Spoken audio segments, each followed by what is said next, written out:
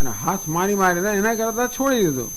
ઘણા લોકો શું કરે, આમ પાણીમાં તરે, જ્યાં નદી લઈ જાય લઈ જાય, તો કઈ ચિંતા જ ના રહે ને. એનું નામ શરણ.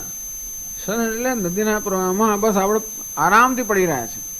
જો એક તુંબડું બાંધી દેવાનું, એક તુંબડું બાંધીને આરામથી નદીના પ્રવાહમાં પડ્યો છે, જ્યાં લઈ જાય ત્યાં ગયા. તો સ્વામી દૂર લઈ જાય, ભલે લઈ જાય, કિનારે લઈ જાય તો કિનારે લઈ જાય, રસ્તામાં રાખશે, વચ્ચે રાખે. તમે એવા શરણમ ગચ્છ સર્વભાવેન ભારત. એ ભારત તારા સર્વભાવથી મન વાયાને કારણેથી, મન વાણીને કાયાથી ઈશ્વરને શરણે જા. તો શું થશે? પાછું શરણ આવ્યું. તત્પ્રસાદાત પરામ શાંતિમ સ્થાનમ પ્રાપ્સસી શાશ્વતમ. એટલે મચ્ચિત્ત સર્વદુર્ગાણી મત પ્રસાદાત તરિષ્યસી. મારા પ્રસાદથી બધા જ દુર્ગ તરી જશે. એ પાછા કહે છે તત્પ્રસાદાત, અને પછી આગળ પણ કહ્યું મચ્ચિત્ત સર્વદુર્ગાણી મત પ્રસાદાત તરિષ્યસી. પછી શું કહ્યું ભગવાન? હા, સર્વકર્માણ્યપી સદા કુર્વાણો મદ વ્યપાશ્રય મત પ્રસાદાદવાપ્નોતિ શાશ્વતમ પદમ અવ્યયમ. મારી કૃપાથી શાશ્વત અવ્યય પદને પ્રાપ્ત કરશે. પછી કહે છે કે મત પ્રસાદાત સર્વદુર્ગાણી તરિષ્યસી. મારી કૃપાથી બધા વિઘ્નો તરી જશે. તત્પ્રસાદાત પરામ શાંતિ. આટલા શ્લોકોમાં 3 વાર પ્રસાદ પ્રસાદ પ્રસાદ અનુગ્રહ આવ્યો. તત્પ્રસાદાત પરામ શાંતિ સ્થાનમ પ્રાપ્ત શાશ્વતમ. એ ભગવાનની કૃપાથી તું પરામ શાંતિ, પરા શાંતિને પ્રાપ્ત કરશે અને શાશ્વતમ સ્થાનમ પ્રાપ્ત થશે. શાશ્વત સ્થાન પ્રાપ્ત કરશે, પરમ શાંતિ પ્રાપ્ત કરશે અને શાશ્વત સ્થાન પ્રાપ્ત કરશે એની કૃપાથી.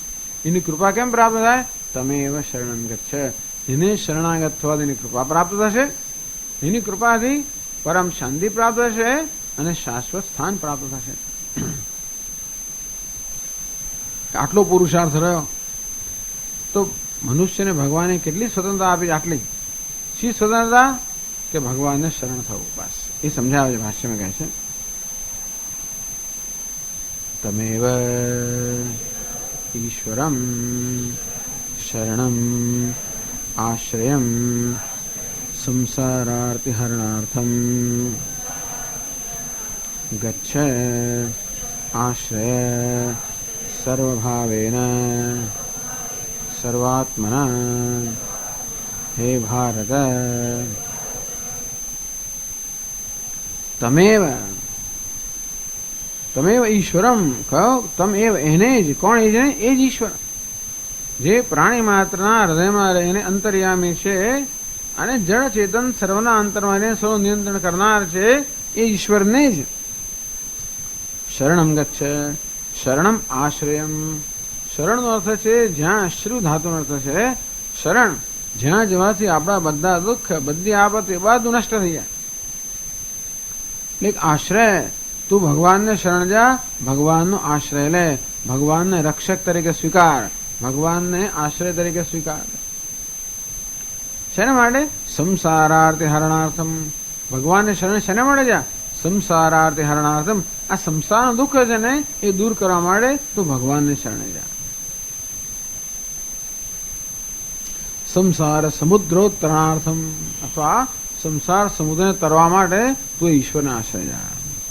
કે સર્વભાવેન સર્વાત્મના મનસા વાચા કર્મણા.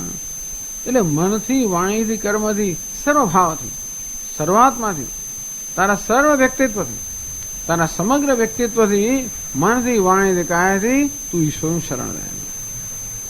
શરણનો અર્થ એક જ છે. કહ્યું ને આનુકૂલ્યસ્ય સંકલ્પ. હવે શરણાગતિની વ્યાખ્યા કરે છે. આનુકૂલ્યસ્ય સંકલ્પ પ્રાતિકૂલ્યસ્ય વર્જનમ રક્ષિષ્યતિ ઇતિ વિશ્વાસ ગોપ્તૃત્વે વર્ણમ તથા આત્મનિક્ષેપ કાર્પણ્ય ષડવિધા શરણાગતિ. તો શરણાગતિ 6 પ્રકારની શરણાગતિ છે. આનુકૂલ્યસ્ય સંકલ્પ. ઈશ્વર જે અનુકૂળ છે એના વિશે સંકલ્પ. ઈશ્વરને અનુકૂળ થવાનો સંકલ્પ અથવા ઈશ્વરને અનુકૂળ છે એ સ્વીકારવાનો સંકલ્પ. બસ આટલું જ. ટૂંકમાં ઈશ્વર મને અનુકૂળ થાય એ પ્રકારની અપેક્ષા કે માંગણી કર્યા વગર હું ઈશ્વરને અનુકૂળ થયું. ટૂંકમાં કોઈ પ્રકારનો વિરોધ ન થાય, ઈશ્વરનો વિરોધ ન થાય. સ્વામી ઈશ્વર એટલે કોણ? બસ આપણા જીવનમાં જે કંઈ થઈ રહ્યું છે એ કરનાર ઈશ્વર છે. અને માટે ઈશ્વરે જે નિયમ ઘડેલો છે એ નિયમનો વિરોધ નહીં. ઈશ્વરે જગતની એક રચના કરી છે, એની નિયતિ છે, એ નિયતિનો વિરોધ ન થાય, સાથ આપણા જીવન નિયતિનું પાલન થાય, એટલે ધર્મ. ટૂંકમાં ભગવાને જે યે મે મતમિદમ નિત્યમ અનુતિષ્ઠન્તિ માનવાહ, ભગવાન કે મારો આ મત છે, અભિપ્રાય છે, નિયમ છે, એનું જે અનુષ્ઠાન કરશે એ લોકો મુક્ત થઈ જશે. તો ભગવાને નિયતમ કુરુ કર્મત્વમ, ભગવાને જગતમાં એક નિયતિ રચેલી છે, એક ન્યાય રચેલો છે, એક નિયમ રચેલો છે. બસ એ નિયમને અનુસરવું. કયો નિયમ છે? નિસ્વાર્થતાનો નિયમ, અમૂલ્યોનો નિયમ, અહિંસા, સત્ય અસ્તેયનો નિયમ. એ નિયમ છે એ પ્રકારે વર્તવું. આ પણ શરણ છે. અને જે કંઈ કર્મનું ફળ મળે છે એ ભગવાન પાસેથી મળે છે. જે કંઈ સંજોગો રચાય છે ઈશ્વર દ્વારા રચાય છે, એને એ કરનારો છે. જે કોઈ આસપાસ છે બધા, હું જે જગ્યાએ હોઉં એની રચના ઈશ્વર કરનાર છે, બધી મૂકનાર ઈશ્વર છે. એના માટે એનો સ્વીકાર, જે કાંઈ છે એનો સ્વીકાર, વિરોધ વગર. ટૂંકમાં એવું ક્યારે બને? દરેક વસ્તુમાં આપણે ઈશ્વરના દર્શનનો પ્રયત્ન કરીએ. ઈશ્વરને ત્યારે શરણ થઈ શકીએ જ્યારે આપણને ઈશ્વરના દર્શન થાય.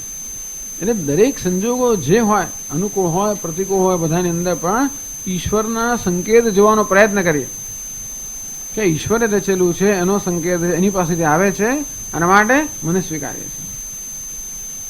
લોકો કયું એક દ્રષ્ટાંત આપતા હતા કે આ તો નાના છોકરાની વાત છે. બહુ સારું દ્રષ્ટાંત એ પણ તમને યાદ આવે છે અત્યારે, કે એક પુરુષ હતો, એની પત્ની, એને એક બાળક હતો, એની પત્નીનું મૃત્યુ થયું અને બીજી સ્ત્રીને પરણ્યો. આ બીજી સ્ત્રીને પેલો બાળક ગમે નહીં, એટલે વારંવાર એને સતત ઝઘડા થયા કરવું થાય.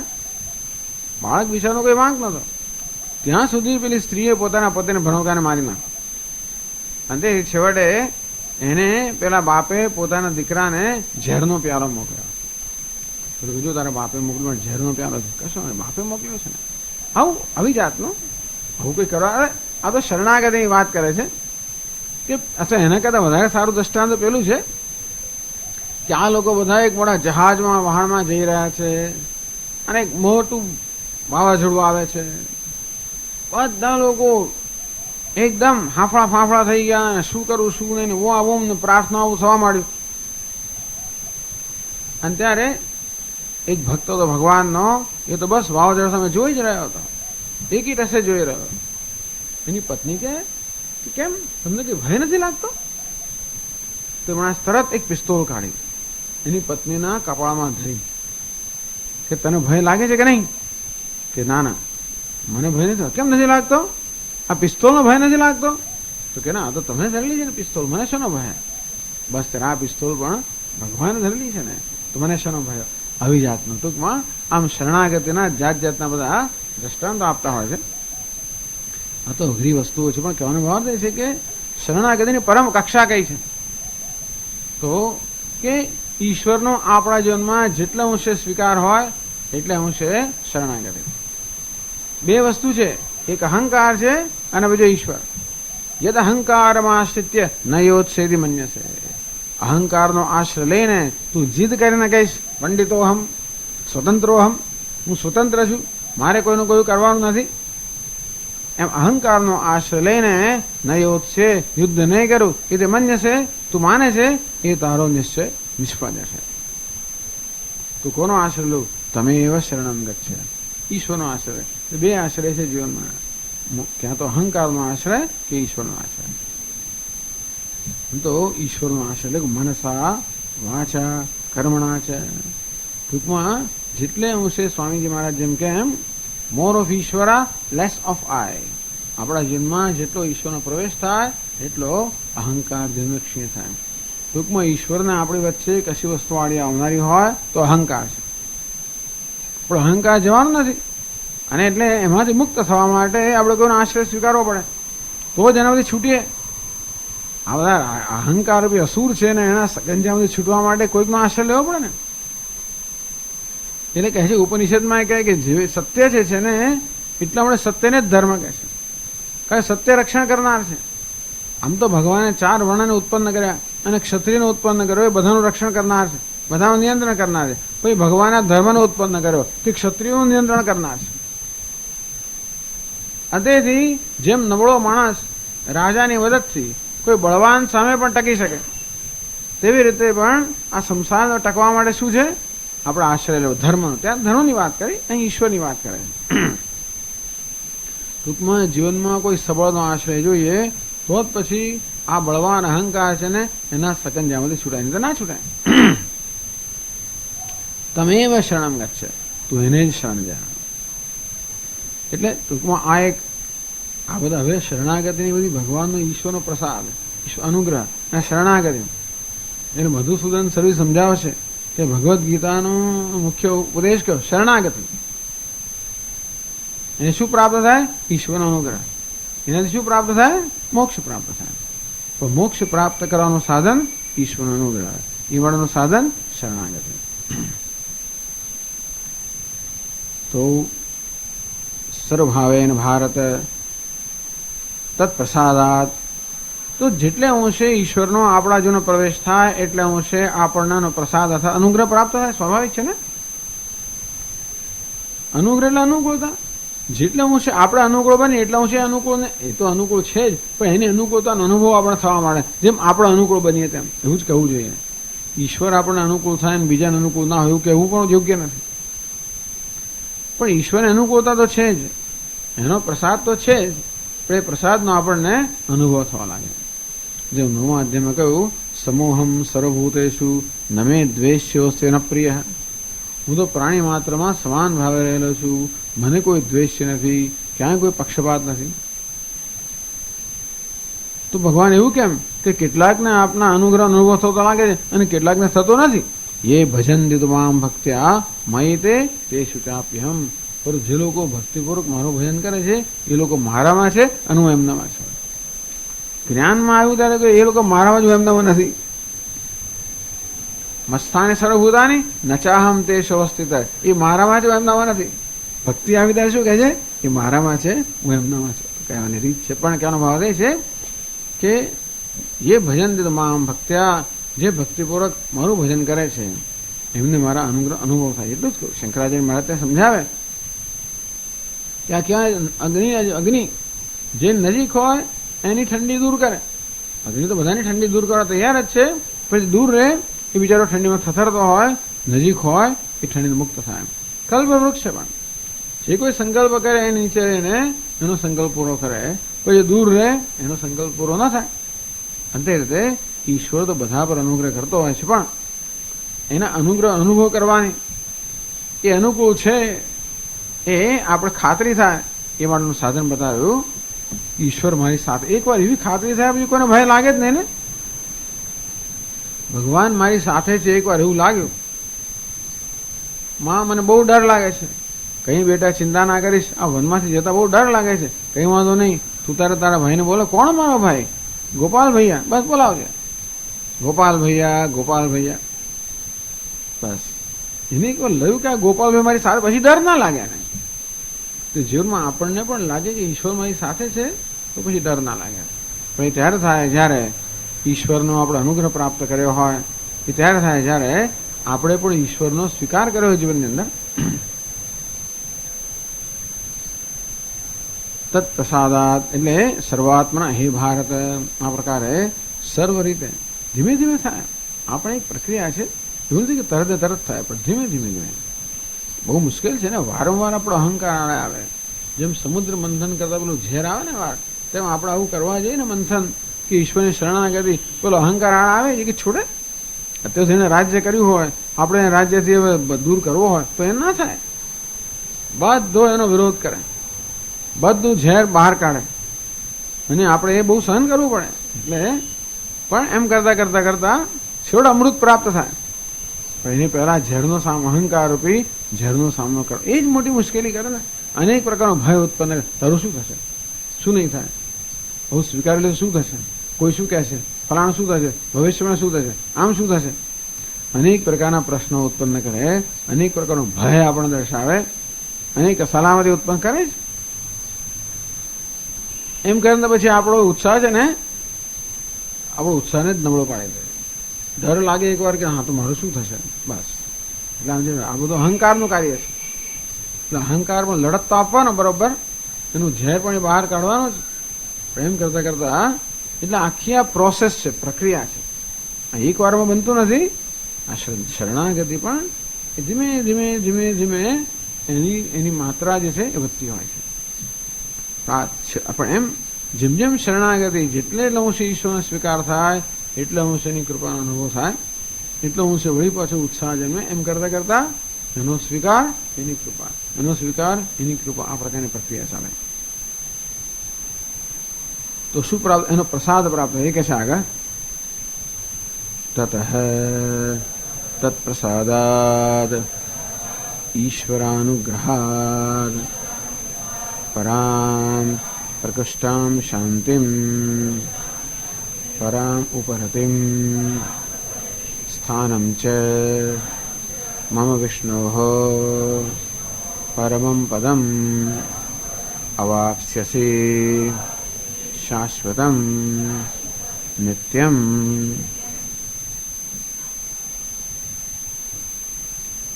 તત્પ્રસાદાત ઈશ્વરસ્ય અનુગ્રહાત. આ ભગવાનના અનુગ્રહથી. એના અનુગ્રહ શું થાય? જ્ઞાનોત્પત્તિ પર્યંતાત. એના અનુગ્રહથી બધી વસ્તુ અનુકૂળતા થતી જાય.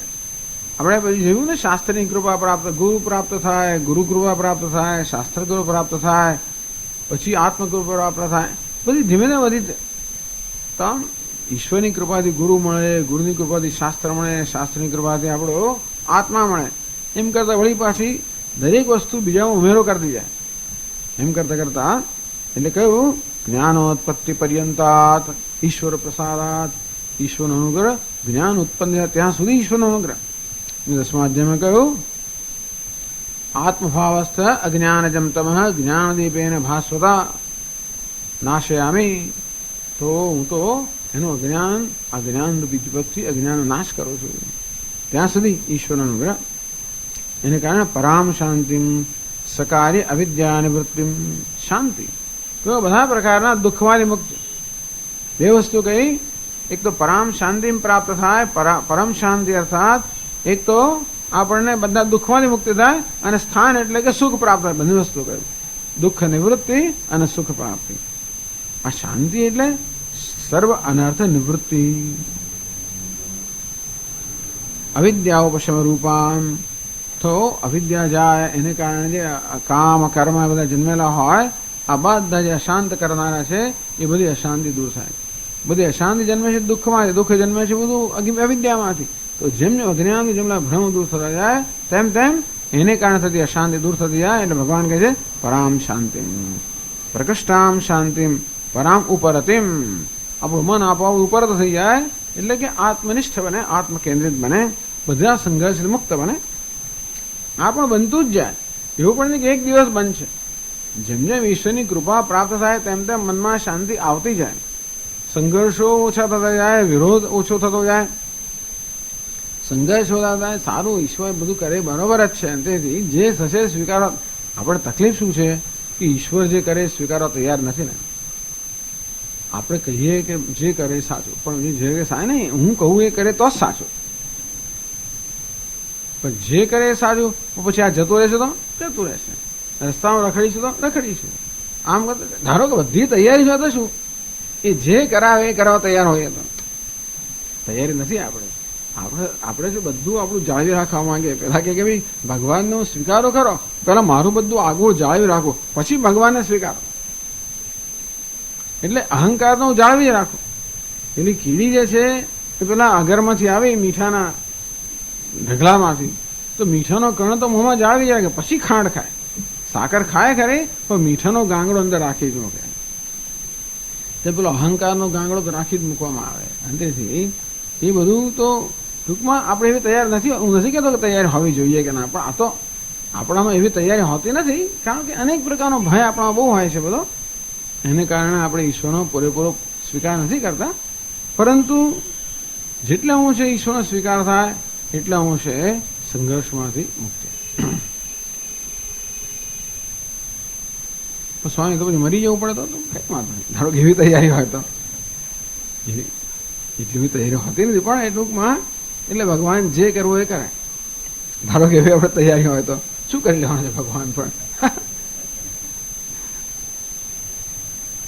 સમાધિ સિદ્ધિ ઈશ્વર પ્રણિધાનાત. આમાં એવું છે ને કે ઈશ્વરની શરણાગતિ સતત ઈશ્વરનું ચિંતન થતું જાય. આમ દરેક વસ્તુમાં ઈશ્વરનો સંકેત જોવાનો પ્રયત્ન થાય એટલે ઈશ્વરનું ચિંતન થતું જાય. એનું નામ સમાધિ. ઈશ્વરનું ચિંતન જેમ જેમ થતું જાય તેમ તેમ એટલે એનું નામ ઈશ્વર પ્રણિધાનમ. ઈશ્વરનું સમર્પણ પ્રણિધાનમ. એમ કરતા કરતા આપણું મન ધીમે ધીમે ધીમે સમાહિત થતું જાય. વરામ શાંતિમ સકાર્ય અવિદ્યાનુવૃત્તિમ. અવિદ્યા કાર્ય સહિત એટલે અવિદ્યા અને એમાંથી જન્મેલા ભ્રમ વગેરે સહિત બધું દૂર થાય. સ્થાનમ પ્રાપ્સી શાશ્વતમ અને શાશ્વતમ નિત્યમ સ્થાનમ પ્રાપ્સી. તો કહ્યું મુક્તાઃ તિષ્ઠન્તિ અસ્મિન સ્થાનમ. તિષ્ઠન્તિ અસ્મિન સ્થાનમ, જેમાં સ્થિતિ સ્થા ધાતુ છે ને, સ્થા એટલે કે રહેવું. તો જ્યાં આગળ મુક્ત પુરુષો રહેલા છે એ અવસ્થાને સ્થાન કહ્યું. સ્થાન કરીને કોઈ જગ્યા નથી. સ્થાનમ પ્રાપ્સી શાશ્વતમ, એ શાશ્વત સ્થાન પ્રાપ્ત કરે. એટલે વૈષ્ણવ આચાર્ય કહે એ ભગવાનનું ધામ પ્રાપ્ત કરે. આ સ્થાન શબ્દ આવે ને, સ્થાન એટલે હા જો હમણાં કહ્યું ભગવાને કહ્યું છે કે મારા સ્થાનમાં તું આવીશ, તું વૈકુંઠમાં આવીશ. એટલે વેદાંતિ લોકો સ્થાનનો અર્થ કેવો કરે ખબર છે? તિષ્ઠતિ અસ્મિન ઇતિ સ્થાનમ, જેમાં માણસ સ્થિત રહે. મુક્તઃ તિષ્ઠન્તિ અસ્મિન ઇતિ, જ્યાં મુક્ત પુરુષ રહે છે સ્થાન પણ એ અવસ્થા, મુક્ત અવસ્થા. સ્થાનનો અર્થ અવસ્થા કરવામાં આવે. સ્થાનનો અર્થ એમનું ધામ કરવામાં આવે તો બસ મારા કૃપાથી મારા ધામને પ્રાપ્ત થશે એવો અર્થ થાય. પણ અહીં તો શું અર્થ કર્યો? નિત્યમ સ્થાનમ, શાશ્વતમ સ્થાનમ. એ શાશ્વત સ્થાન છે, નિત્ય સ્થાન. સ્થાન એટલે કોઈ સ્થળ નહીં, સ્થાન અવસ્થા, જે અવસ્થામાં મુક્ત પુરુષો હંમેશા નિષ્ઠ હોય છે તેમના. અદ્વિતીય સ્વપ્રકાશ પરમાનંદ રૂપેણ અવસ્થાનમ. અદ્વિતીય સ્વપ્રકાશ પરમ આનંદ રૂપે. એટલે પહેલા કહેવામાં આવ્યું કે પરમ શાંતિ એટલે બધા દુઃખમાં નિવૃત્તિ પ્રાપ્ત થશે, અને પછી કહેવામાં આવ્યું આ પરમાનંદ રૂપની સ્થિતિ પ્રાપ્ત થશે. તો ભગવાનનો અનુગ્રહ આટલું કરાવે, બધા દુઃખ દૂર કરે અને પરમ શાંતિ કે પરમ આનંદ પ્રાપ્ત કરાવે, મોક્ષ પ્રાપ્ત કરાવે.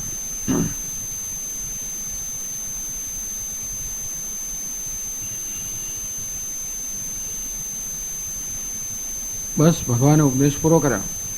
શાસ્ત્રમ ઉપસંહૃતમ ઈચ્છન. બસ ભગવાન આ ગીતા શાસ્ત્રનો ઉપસંહાર કરવા માંગે છે. બસ એને પૂરું કરવા માંગે છે. પૂરું કરતા કરતા જરા બે શબ્દ કહી દે પાછા.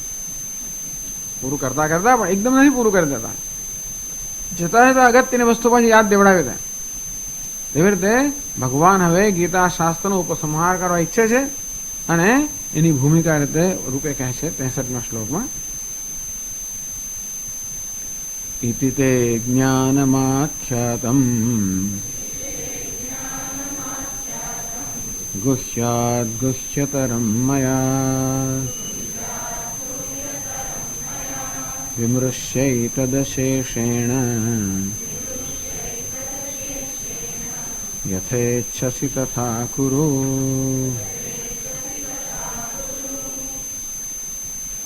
આ પ્રમાણે તે તને જ્ઞાનમાખ્યાતમ, આ પણ હે અર્જુન મેં તને આખી જ્ઞાન વિશે ઉપદેશ કર્યો.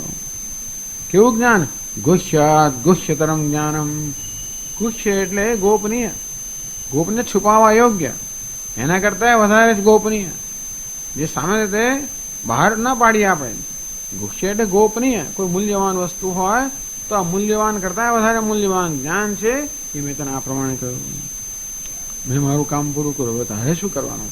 વિમૃશ્ય તદ અશેષેણ, જે આખો ઉપદેશ મેં તને કર્યો અશેષેણ, કઈ વાક્ય રાખ્યા વગર વિમૃશ્ય, એનું આલોચન કર.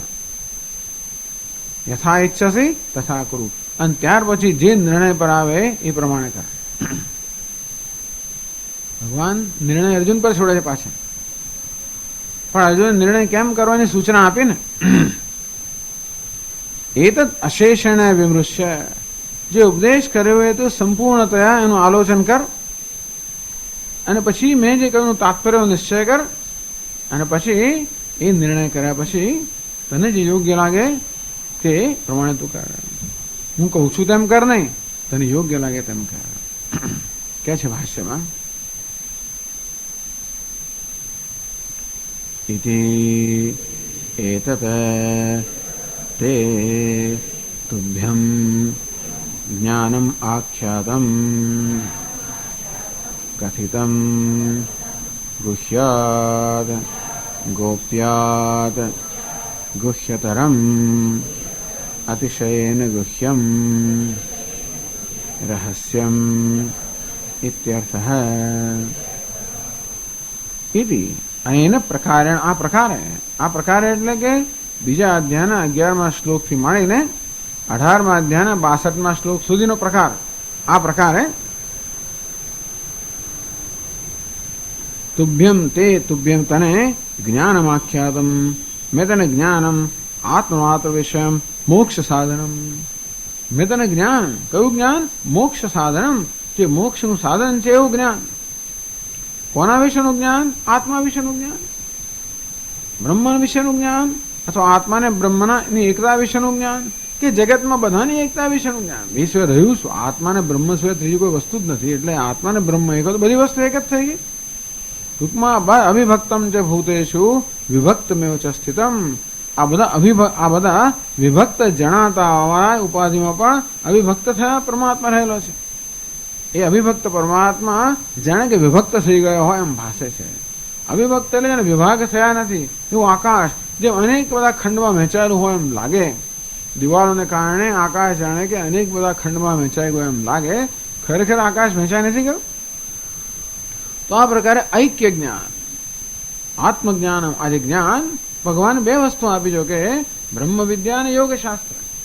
બ્રહ્મનો અર્થાત તત્વનું જ્ઞાન આપ્યું, અને જોડે જોડે એ જ્ઞાન પ્રાપ્ત કરવા માટે જે તૈયારી જોઈએ એના માટે યોગનું પણ જ્ઞાન આપ્યું. બંને વસ્તુ આપી, સાધન અને સાધ્ય, ઉપાય અને ઉપેય, બંને જ્ઞાન આપ્યું.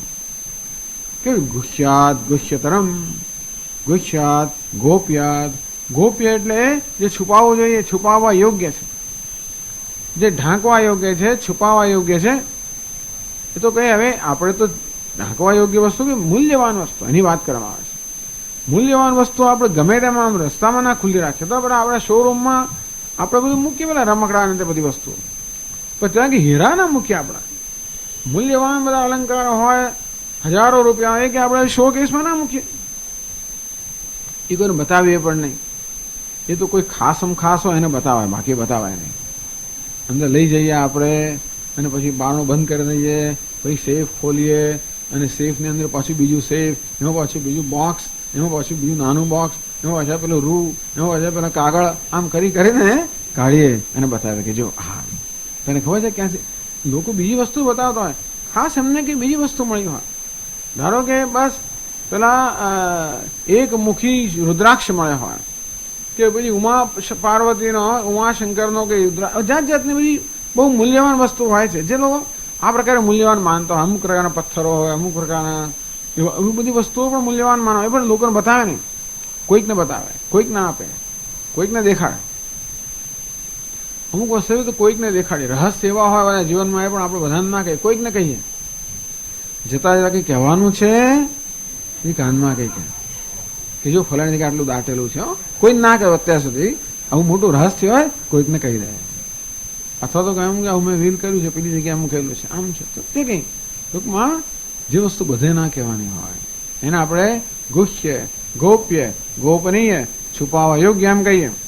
પણ ગુહ્યાત ગુહ્યતરમ, પરમ રહસ્યાદ અભિસન્યાસાંતાત કર્મયોગાદ રહસ્યતરમ. આમ નિષ્કામ કર્મયોગો પણ એ છુપાવવા યોગ્ય વસ્તુ છે. તો એ પણ અધિકારી જ આપી શકાય, ગમે તેને આપી શકાય નહીં. આ ગીતાનો ઉપદેશ પણ અધિકારી જ આપી શકાય, ગમે તેને આપીએ તો ઘણું ગૂંચવણ થવાની સંભાવના છે. ઘણીવાર ગીતામાં નિષ્કામ કરવું સામે લોકોનો ઘણો સંઘર્ષ જન્મતો હોય ને બહુ લાગે કે આ બધું પ્રેક્ટિકલ નથી, આ બધું વ્યવહાર, આ બધા મૂલ્ય વગેરે સામે ઘણો સંઘર્ષ જન્મતો હોય છે. એટલે બધી વસ્તુઓ અધિકારી જ આપવાની હોય. એના કરતાં પણ આજે આત્મજ્ઞાન છે તો ગુહ્ય કરતાં પણ વધારે ગુહ્ય છે. કે આયુર્વિત્તમ ગૃહચ્છિદ્રમ મંત્ર ઔષધ સમાગમા દાનમ માના માનવ છે નવ ગોપ્યા મનીષી બિહુ કહેવામાં આવ્યું છે. 9 વસ્તુઓ માણસો હંમેશા ગોપ્ય રાખવી જોઈએ, અર્થાત છુપાવી રાખવી જોઈએ. એ બહાર ના પાડવી જોઈએ. આયુહુ કેટલા વર્ષ થયા એ બહાર પાડવાની જરૂર નથી. આયુહુ વિત્તમ બેંક બેલેન્સ કોઈને કહેવાની જરૂર નથી. પોતાની પાસે કયું બેંક બેલેન્સ છે, વિત્ત એટલે શું સંપત્તિ છે, એ પણ ગોપ્ય, એ પણ છુપાવવાની વસ્તુ છે. ગૃહ છિદ્રમ ઘરની અંદર છિદ્ર હોય, કોઈ પેસેજ એવી જગ્યા હોય, અમુક જગ્યાએથી ચડીને અવાયું હોય, ઘરની અંદર એવું થતું હોય ને ઘણી વાર, એ બહાર હા જો અમારા ઘરમાં આવું છે હવે આમથી ચડે ને પાછળથી તો આમ થઈને આવી જવાય. ગૃહ છિદ્ર એવું કોઈને કહેવાય નહીં.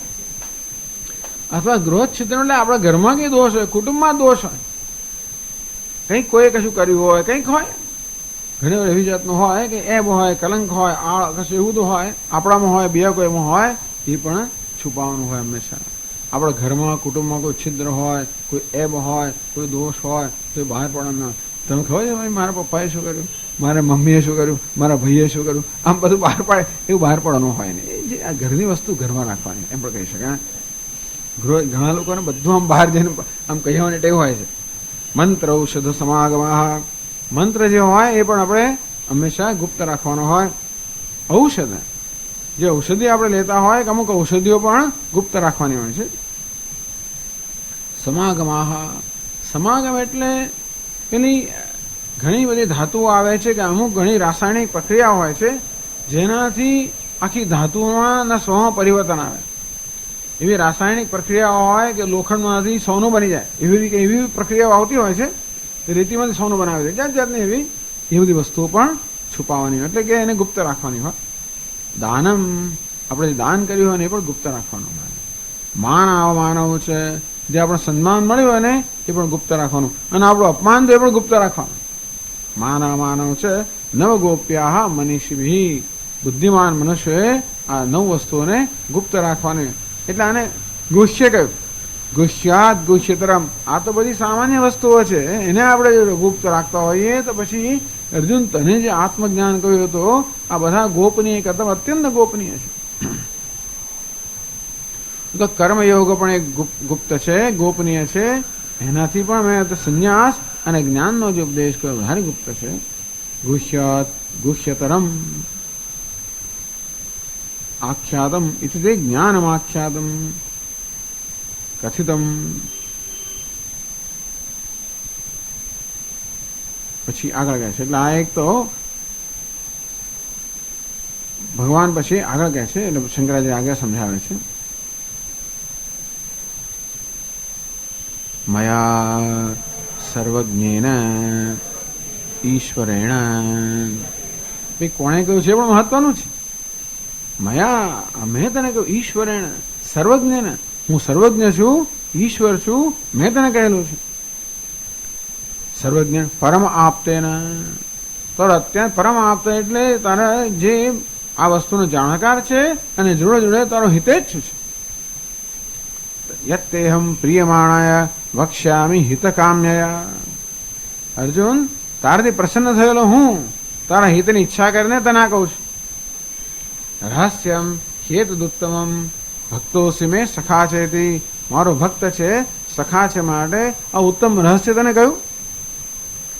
આમ ભગવાન કે મયા મારા વડે કહેવાય છે, એટલે કોણે કહ્યું છે પણ મહત્વનું છે. ઈશ્વરેણ સર્વજ્ઞ જે સર્વજ્ઞ છે ઈશ્વર છે એમના વડે કહેવાનું છે, અને માટે વિશ્વસનીય છે, વિશ્વસનીય છે, શ્રદ્ધેય છે.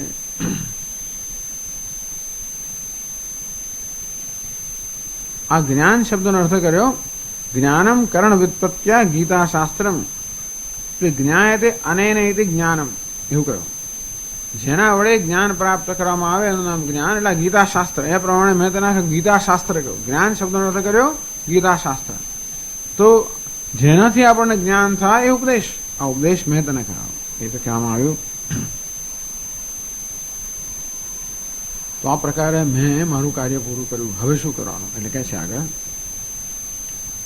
વિમૃશ્ય વિમર્શનમ આલોચનમ કૃત્વા એતત યથોક્તમ શાસ્ત્રમ અશેષેણ સમસ્તમ યથા ઉક્તમ ચ અર્થજાતમ યથા ઇચ્છસી તથા કુરુ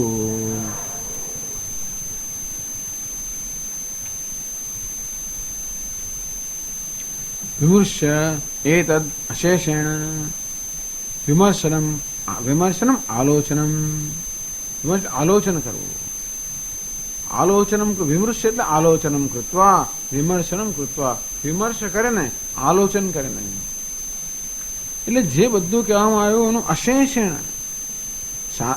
એતદ યથોક્તમ શાસ્ત્રમ અશેષણ આખું ગીતા શાસ્ત્ર મેં તને કહ્યું અશેષણ કશું બાકી રાખ્યા વગર એનું આલોચન કરવાનું એ શું છે કે બે ચાર વાક્યો લઈ લે હા મહારાજ કહ્યું ને આપે કે બસ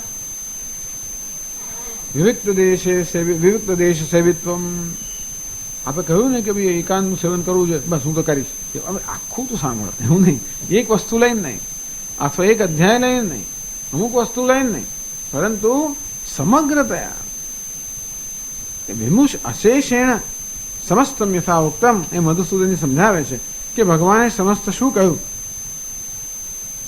અત્ર જ એતાવદ ઉક્તમ ભગવાને ગીતામાં આટલું કહ્યું સંક્ષેપમાં અશુદ્ધાંતઃકરણસ્ય મોક્ષો મોક્ષ સાધન જ્ઞાનોત્પત્તિ યોગ્યતા પ્રતિબંધક પાપક્ષયાર્થમ તો પહેલો તો આપણને આ જ્ઞાનની યોગ્યતા પ્રાપ્ત કરવી પડે અશુદ્ધાંતઃકરણસ્ય જેના અંતઃકરણમાં રાગદ્વેષ વગેરે અશુદ્ધિઓ છે એને પહેલા તો અશુદ્ધિ દૂર કરીએ ત્યારે જ પછી આપણને આ જ્ઞાન પ્રાપ્તિની યોગ્યતા મળે ને ઉપદેશ તો કોઈ આપણને કરે પણ ઉપદેશ ક્યારે ખરેખર સાર્થક થાય જ્યારે આપણે ઉપદેશ માટેની યોગ્યતા પ્રાપ્ત કરી હોય એટલે કહે છે જ્ઞાન મોક્ષ સાધન જ્ઞાનોત્પત્તિ યોગ્યતા પ્રતિબંધક પાપક્ષયાર્થમ તો અશુદ્ધિ એટલે કે પાપ એટલે કે રાગદ્વેષ એવી જાતનું જીવન જીવવું જોઈએ પહેલા જેથી રાગદ્વેષ ક્ષીણ થતા જાય ફલાભિસંધિ પરિત્યાગેન ભગવદ અર્પણ બુદ્ધ્યા વર્ણાશ્રમ ધર્મ અનુષ્ઠાનમ ટૂંકો કર્મયોગ એટલે શ્રેયાન સ્વધર્મો વિગુણ પોતાનો જે કર્તવ્ય હોય કર્તવ્ય કર્મ કરવું ભગવત અર્પણ બુદ્ધ્યા ભગવાનને અર્પણ કરવાની ભાવનાથી અને જોડે જોડે ફલાભિસંધિ પરિત્યાગેન તો આ પ્રકારે કર્મ કરવાથી મને શું લાભ થશે એ લાભની ગણતરી કર્યા વગર અને કર્મ કરતી વખતે ઈશ્વરને અર્પણ કરવાની ભાવનાથી કર્મ કરવું આપણામાં રહેલી અશુદ્ધિ કે રાગદ્વેષ છે એ રાગદ્વેષને દૂર કરવા માટેનો ઉપાય ભગવાને કર્યો પહેલું પગથિયું તતઃ શુદ્ધાંતઃકરણસ્ય આ પ્રકારે જીવન જીવવાને કારણે એટલે ઈશ્વરનો સ્વીકાર થયો જીવનમાં ઈશ્વરની શરણાગતિ કર્મયોગ પણ ઈશ્વરની શરણાગતિ છે આપણે ફળની અભિસંધિ કે ફળની કે લાભની અપેક્ષા ના રાખીએ ઈશ્વર જે આપે સ્વીકારો તૈયાર હોઈએ અને આપણે કર્મ પણ કરીએ ઈશ્વરને ખુશ કરવા માટે આમ કહે શુદ્ધાંતઃકરણસ્ય આ પ્રકારે તેને શુદ્ધ અંતઃકરણ પ્રાપ્ત થયું હતું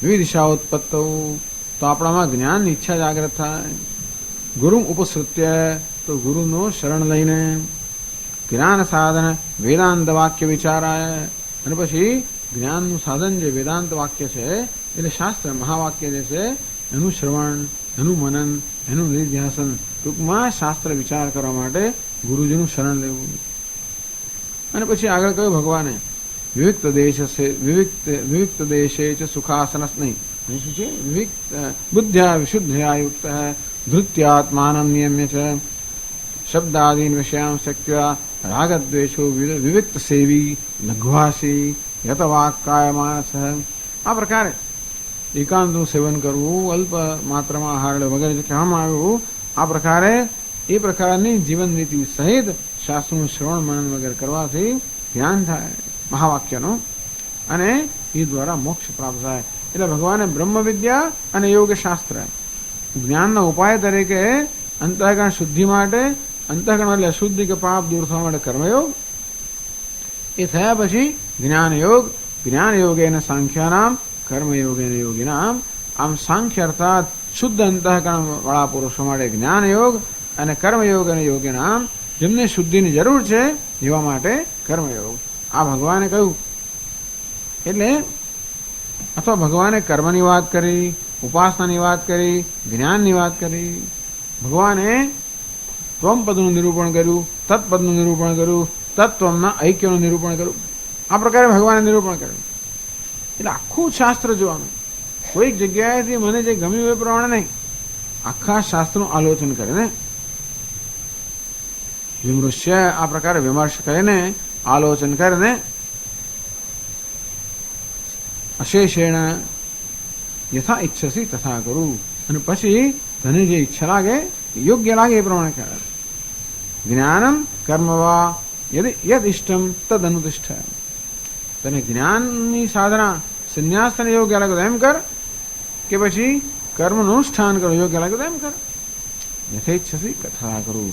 તને જ યોગ્ય લાગે એ પ્રમાણે કર. આ ભગવાન છેવટનો વિકલ્પ કે છેવટો નિર્ણય અર્જુન પર છોડે છે. એમ કરીને એવું નથી કે અર્જુનમાંથી જવાબદારી નાખી દે છે. એક રીતે કહેવાય કે ખરું કે ખરેખર જ્યારે પોતે પોતાની જવાબદારી લેવી જોઈએ. એટલે આપણે જે કરીએ એની પાછળ આપણો પોતાનો નિશ્ચય હોય તો એ ટકી રહેવાનો છે. ભગવાને કહ્યું કે તું યુદ્ધ કર માટે યુદ્ધ કરતો હોય તો જરાક પછી અંદર વચ્ચે કંઈ વિરોધ કે વિઘ્ન આવ્યું, જો ભગવાન આપે કોઈ આ વારંવાર પછી અંદર વિરોધ થયા કરે. ભગવાને કોઈ મારે કરું છું, એ કહે છે મારે કરું છું, બાકી હું તો કશું ના એમ અંદર ચાલ્યા કરે. આ તો છે ને એવું કહ્યું છે એટલે કરું છું, સાહેબે કહ્યું માટે કરી નાખ. આમ એવું નહીં, એમાં કોઈ ભલીવાર ના આવે. એટલે કોઈનું કહ્યું આપણે કરીએ એમાં ભલીવાર ના આવે. એટલે ભગવાન ઈચ્છે કે ભાઈ જે આપણે કરીએ એ આપણી પોતાની આપણા પોતાના નિશ્ચયથી, એટલે આપણે પોતાનામાં એ પ્રકારનો નિશ્ચય જન્મવો જોઈએ, ખાતરી જન્મવી જોઈએ. અને ત્યાર પછી આપણે કરીએ તો તરત એ નિશ્ચય કામ લાગે. જ્યારે વિઘ્ન આવે ત્યારે કે નહીં આ તો બરાબર છે, આમ જ થવું જોઈએ, ભલે વિઘ્ન આવે. નહીંતર પછી જરા વિઘ્ન આવે અને છોડી દેવાની ઈચ્છા થઈ જાય આપણે. તો કોઈકનું કહ્યું કરતા હોઈએ, કોઈકને ખુશ કરાવડો કરતા હોઈએ તો ક્યાં સુધી કોઈને ખુશ કરી શકીએ? એની મર્યાદા છે ને. જ્યારે કરવામાં સહન કરવાનું આવે ત્યાર પછી અંદરથી વિરોધ થાય કે ભાઈ ક્યાં સુધી કરવાનું. પણ આપણને ખુશ કરાવડે કરતા હોઈએ તો જે દુઃખ આવે સહન કરવા તૈયાર હોઈએ. બીજાને ખુશ કરવા કરતા હોઈએ તો દુઃખ સહન કરવાની આપણી ક્ષમતા ઓછી થઈ જાય. યથા ઈચ્છા છે પણ અર્જુન તું જાતે નિર્ણય કર. એમ કરીને એક તો ભગવાન કહે છે કે આમાં માણસનો સાધકનો પોતાનો નિશ્ચય હોવો જોઈએ. બીજું ભગવાન એમ પણ કહે છે કે નિશ્ચય એમને એમ ના કરવો જોઈએ, બસ મનમાં ફાવે એમ નહીં, પરંતુ જે ઉપદેશ કરવામાં આવે છે શાસ્ત્રમાં એ શાસ્ત્રને સમજીને જીવન વિશે બરોબર નિશ્ચય થવો જોઈએ. અને એ ઉપરાંત ભગવાનને પણ ખાતરી છે કે અર્જુન નિશ્ચય કરવા માટે તૈયાર થયો છે. ભગવાનને પોતાના ઉપદેશમાં વિશ્વાસ છે અને અર્જુનમાં એ વિશ્વાસ હોવો જોઈએ કે જે નિર્ણય અર્જુન કરશે સાચો હોવો જોઈએ, યોગ્ય હોવો જોઈએ. એવી યોગ્યતામાં એમને વિશ્વાસ હોવો જોઈએ. એમને પોતાના ઉપદેશમાં વિશ્વાસ હોવો જોઈએ કે નહીં મેં ઉપદેશ કર્યો છે અને જે પ્રમાણે થવો જોઈએ એ પ્રમાણે ઉપદેશ થયેલો છે. અને માટે નિશ્ચય કરવા માટે અર્જુન પાસે પૂરી સામગ્રી છે. એક વસ્તુ એ છે કે નિશ્ચય કરવા માટે અર્જુન પાસે પૂરી સામગ્રી છે, એવો પોતાનો વિશ્વાસ. બીજું એ કે સામગ્રી અર્જુન સમજીને નિશ્ચય કરવાની યોગ્યતા ધરાવે છે એવું અર્જુન પર પણ વિશ્વાસ. અને ત્રીજી વસ્તુ એ કે હંમેશા જીવનમાં જે કરવાનું હોય એ પોતાના નિશ્ચયથી કરવાનું હોય. એટલે ગુરુજી અહીંયા આગળ સૂચના નથી આપતા, સલાહ આમ કરે એમ નથી કહેતા, સલાહ પણ નથી આપતા, ઉપદેશ કરે છે. જેથી શિષ્ય સ્વયં જોઈ શકે કે સ્વયં સમજી શકે કે શું યોગ્ય છે શું યોગ્ય નથી. એમ કર્યા પછી તને જ્ઞાનની આરાધના સંન્યાસ યોગ્ય લાગે તો એમ કર, કે કર્મયોગ યોગ્ય લાગે તે પ્રમાણે યથા ઈચ્છસી તથા કરો. આ પ્રકારે ભગવાન અર્જુનને નિર્ણય કરવાનું કહ્યું. પછી આગળ શું કરે છે આગળ જોઈશું. ઓમ પૂર્ણમદ પૂર્ણમિદં પૂર્ણાત પૂર્ણમુદચ્યતે પૂર્ણસ્ય પૂર્ણમાદાય પૂર્ણમેવાવશિષ્યતે. ઓમ શાંતિ શાંતિ શાંતિ. શંકરં શંકરાચાર્યં કેશવં બાદરાયણં સૂત્રભાષ્યકૃતૌ વંદે ભગવन्तौ પુનઃ પુનઃ. ઈશ્વરો ગુરુરાત્મેતિ મૂર્તિભેદવિભાગિને વ્યોમવદ્વ્યાપ્તદેહાય દક્ષિણામૂર્તયે નમઃ. ઓમ શાંતિ શાંતિ શાંતિ. હરિ ઓમ શ્રી ગુરુભ્યો નમઃ.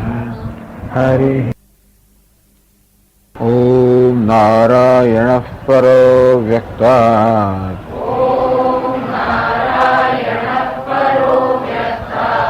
અંડમવ્યક્તસંભવम् અંડસ્યાંતસ્ત્વિમે લોકાઃ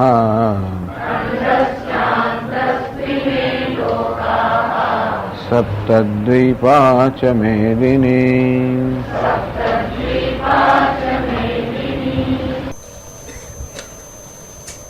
63 શ્લોકથી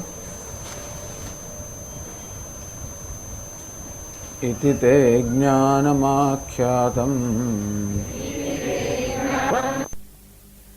ઇતિ આ પ્રકારે તે જ્ઞાનમાખ્યાતમ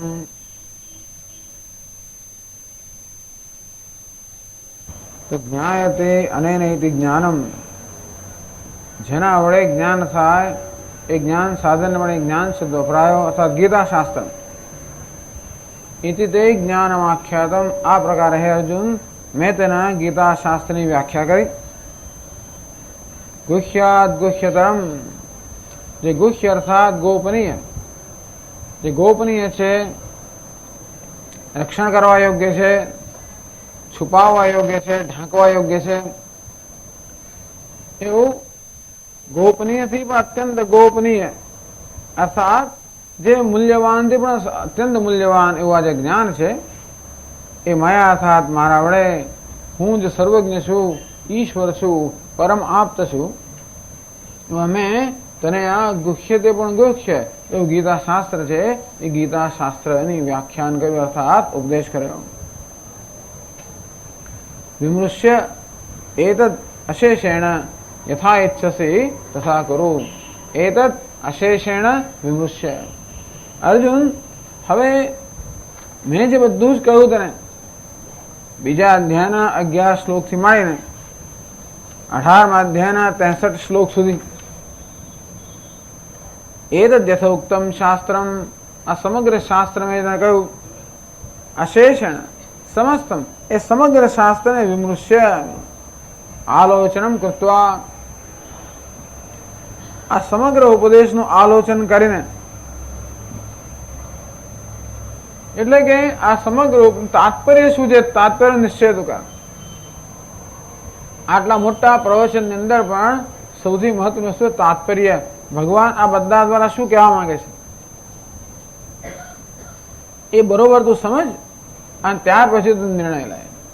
એટલે હું શું કહેવા માંગુ છું તું સમજ અને પછી નિર્ણય લે.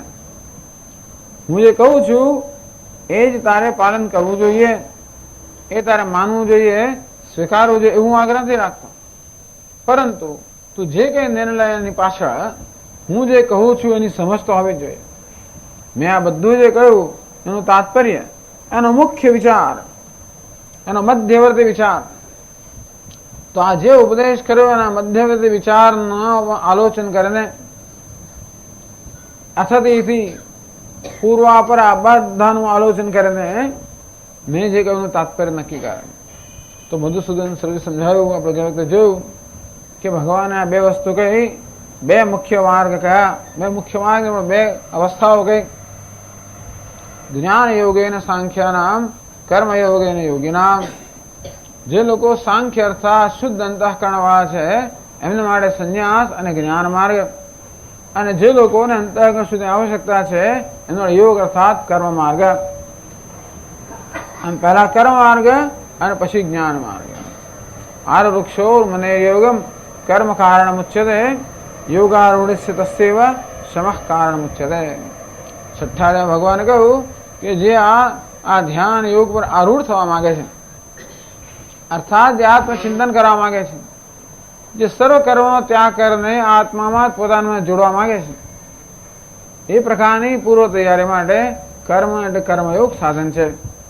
અને કર્મયોગને દ્વારા એ પ્રકારની ક્ષમતા જ્યારે પ્રાપ્ત થાય કે સર્વ જગ્યાએ સર્વત્રથી આપણા મનને સંકેલ લઈને આપણા આત્મામાં કેન્દ્રિત કરી શકે એ પ્રકારની ક્ષમતા આપણે પ્રાપ્ત થાય ત્યારે કર્મનો સંન્યાસ અને ધ્યાન એટલે કે જ્ઞાન, આ પ્રકારે ભગવાને આ યોજના કે યત સાંખ્યૈ પ્રાપ્યતે સ્થાનમ તદ યોગૈ અપી ગમ્યતે. એકમ સાંખ્યમ ચ યોગમ ચ યઃ પશ્યતિ સ પશ્યતિ. ભગવાન કહે છે કે એમ ન માનતો, એટલે અર્જુનને એમ કે આ સાંખ્ય અર્થાત સંન્યાસ એ ચઢિયાતો છે અને યોગ એટલે કર્મ કરતો છે, તો કે એવું ન માનતો. કર્મના સંન્યાસ કરતા કર્મ અનુષ્ઠાન ઉતરતું હોય કે જ્ઞાનની સાધના કરતા કર્મનું અનુષ્ઠાન ઉતરતું એવું નથી. યત સાંખ્ય પ્રાપ્યતે સ્થાનમ તદ યોગૈયપી ગમ્યતે. સાંખ્ય અર્થાત કર્મનો સંન્યાસ કરીને જ્ઞાનની સાધનામાં સમર્પિત એવા જે સાધકો છે એમના વડે જે સ્થાન અર્થાત જે ધ્યેય પ્રાપ્ત થાય તદ યોગૈયપી ગમ્યતે. એ કર્મ યોગની ભાવનાથી કર્મ અનુષ્ઠાન કરનારા કર્મયોગીઓ વડે પણ એ જ સ્થાન પ્રાપ્ત થાય, એ જ પદ પ્રાપ્ત થાય, એ જ ધ્યેય સિદ્ધ થાય. એકમ સાંખ્યમ છે યોગમ છે યહ પશ્યતિ સ પશ્યતિ એકમ અપ્યાસ્ય સમ્યક ઉભયોર વિંદતે ફલમ. પોતાના અધિકારીત્વ પ્રમાણે પોતાની યોગ્યતા પ્રમાણે મનુષ્ય ક્યાં તો કર્મ યોગનું આચરણ કરે કે સાંખ્યનું જ્ઞાનનું આચરણ કરે.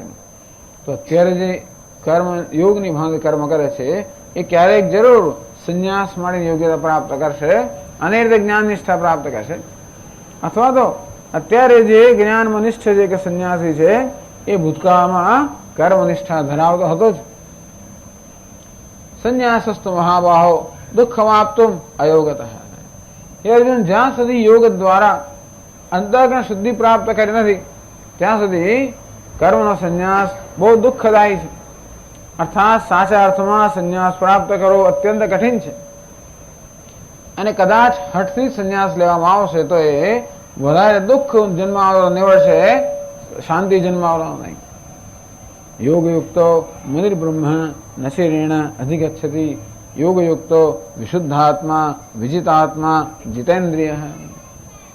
યોગયુક્ત આમ કર્મયોગનું અનુષ્ઠાન કર્યું હોવાના કારણે વિશુદ્ધાત્મા આ મનુષ્યનું અંતઃકરણ શુદ્ધ બને અર્થાત રાગ દ્વેષ ધીમે ધીમે દૂર થતા જાય. વિજિતાત્મા જેમ અંતઃકરણ રાગ દ્વેષ કામ ક્રોધ એના આવેગો જેમ જેમ ઓછા થતા જાય તેમ તેમ મન શાંત બનતું જાય અને આપણા કાબુમાં આવતું જાય, આપણા અનુકૂળ બનતું જાય. વિજિતાત્મા આમ કર્મયોગને કારણે અંતઃકરણ શુદ્ધિ એને કારણે આ આપણા મનની અનુકૂળતા. જીતેન્દ્રિય એને કારણે ઇન્દ્રિયોની અનુકૂળતા. તો અંતઃકરણ શુદ્ધિ એને કારણે મનની અનુકૂળતા, એને કારણે ઇન્દ્રિયોની અનુકૂળતા. સર્વભૂતાત્મ ભૂતાત્મા પછીને જ્ઞાન થાય કે હું તો પ્રાણી માત્ર અંતરાત્મા છું. આ પ્રકારનો ક્રમ ભગવાને કહ્યો અને એનું બહુ સુંદર રીતે પછી વિસ્તારથી વિવેચન કર્યું. એ પણ ભગવાને કહ્યું કે જીવનમાં આટલી વસ્તુ જાણવાની જરૂર છે. ત્વમ પદ અર્થાત આત્માનું શું સ્વરૂપ છે એ જાણવાની જરૂર છે. તત્પદ અર્થાત ઈશ્વરનું શું સ્વરૂપ છે એ પણ જાણવાની જરૂર છે. કારણ કે કર્મ કરનાર તો આત્મા છે અને જેને માટે કર્મ થયું એ ઈશ્વર છે. અને તેથી જે કર્મ કરનાર છે તે અને જેને ઉદ્દેશ્યને કર્મ કરવામાં આવે છે કે જેને ખુશ કરવા કર્મ કરવામાં આવે છે, જેને કર્મ અર્પણ કરવામાં આવે એ ઈશ્વરને પણ જાણવા જોઈએ. એટલા માટે ભગવાને 6 અધ્યાયમાં આ ત્વમ પદાર્થાત આત્મતત્વનું વિવેચન કર્યું. બીજા 6 અધ્યાયમાં તત્પદાર્થાત ઈશ્વરનું વિવેચન કર્યું. અને આ ત્વમ અને તત્ જીવને ઈશ્વર વચ્ચે શું સંબંધ છે એ બંને ઐક્ય છે એનું વિવેચન કર્યું, નિરૂપણ કર્યું. પછીના અધ્યાયમાં આ બધું અશેષેણ આ બધું જે મેં કહ્યું છે એનો સમગ્ર વિચાર કર. તો ક્યાંક થોડા વાક્યો અહીંથી ત્યાં લઈને નિર્ણય ના કરીશ, ઉતાવળે નિર્ણય ના કરીશ. નિર્ણય કર્યા પછી સાંભળો એવું ના કરીશ. પાછું ઘણીવાર શું થાય છે કે પહેલેથી નક્કી કરી જ નાખ્યું કે આપણે શું કરવું છે અને પછી વાંચીએ, પછી સાંભળીએ. પહેલા નિર્ણય કરી જ નાખ્યો હોય અને પછી સાંભળીએ, પછી આપણે એવું જ દેખાય હાજી હમણાં એવું છું સમજ આપણે એવું જ કહ્યું. ગીતા આવું જ કહે છે, ઉપર બધું આવું જ કહે છે. તો કે એવું નહીં, નિર્ણય કર્યા પછી તું અભ્યાસ ના કરીશ, અભ્યાસ કર્યા પછી નિર્ણય કર. વિમૃશ્ય અથૈત અશેષેણ યથા ઈચ્છસી તથા કરું. અને પછી એનું સમગ્રતયા પર્યાલોકન કરીને પછી તું તને જે યોગ્ય લાગે, તને એમ યોગ્ય લાગે કે તું કરવા માટે યોગ્યતા ધરાવે છે તો કર્મ કર.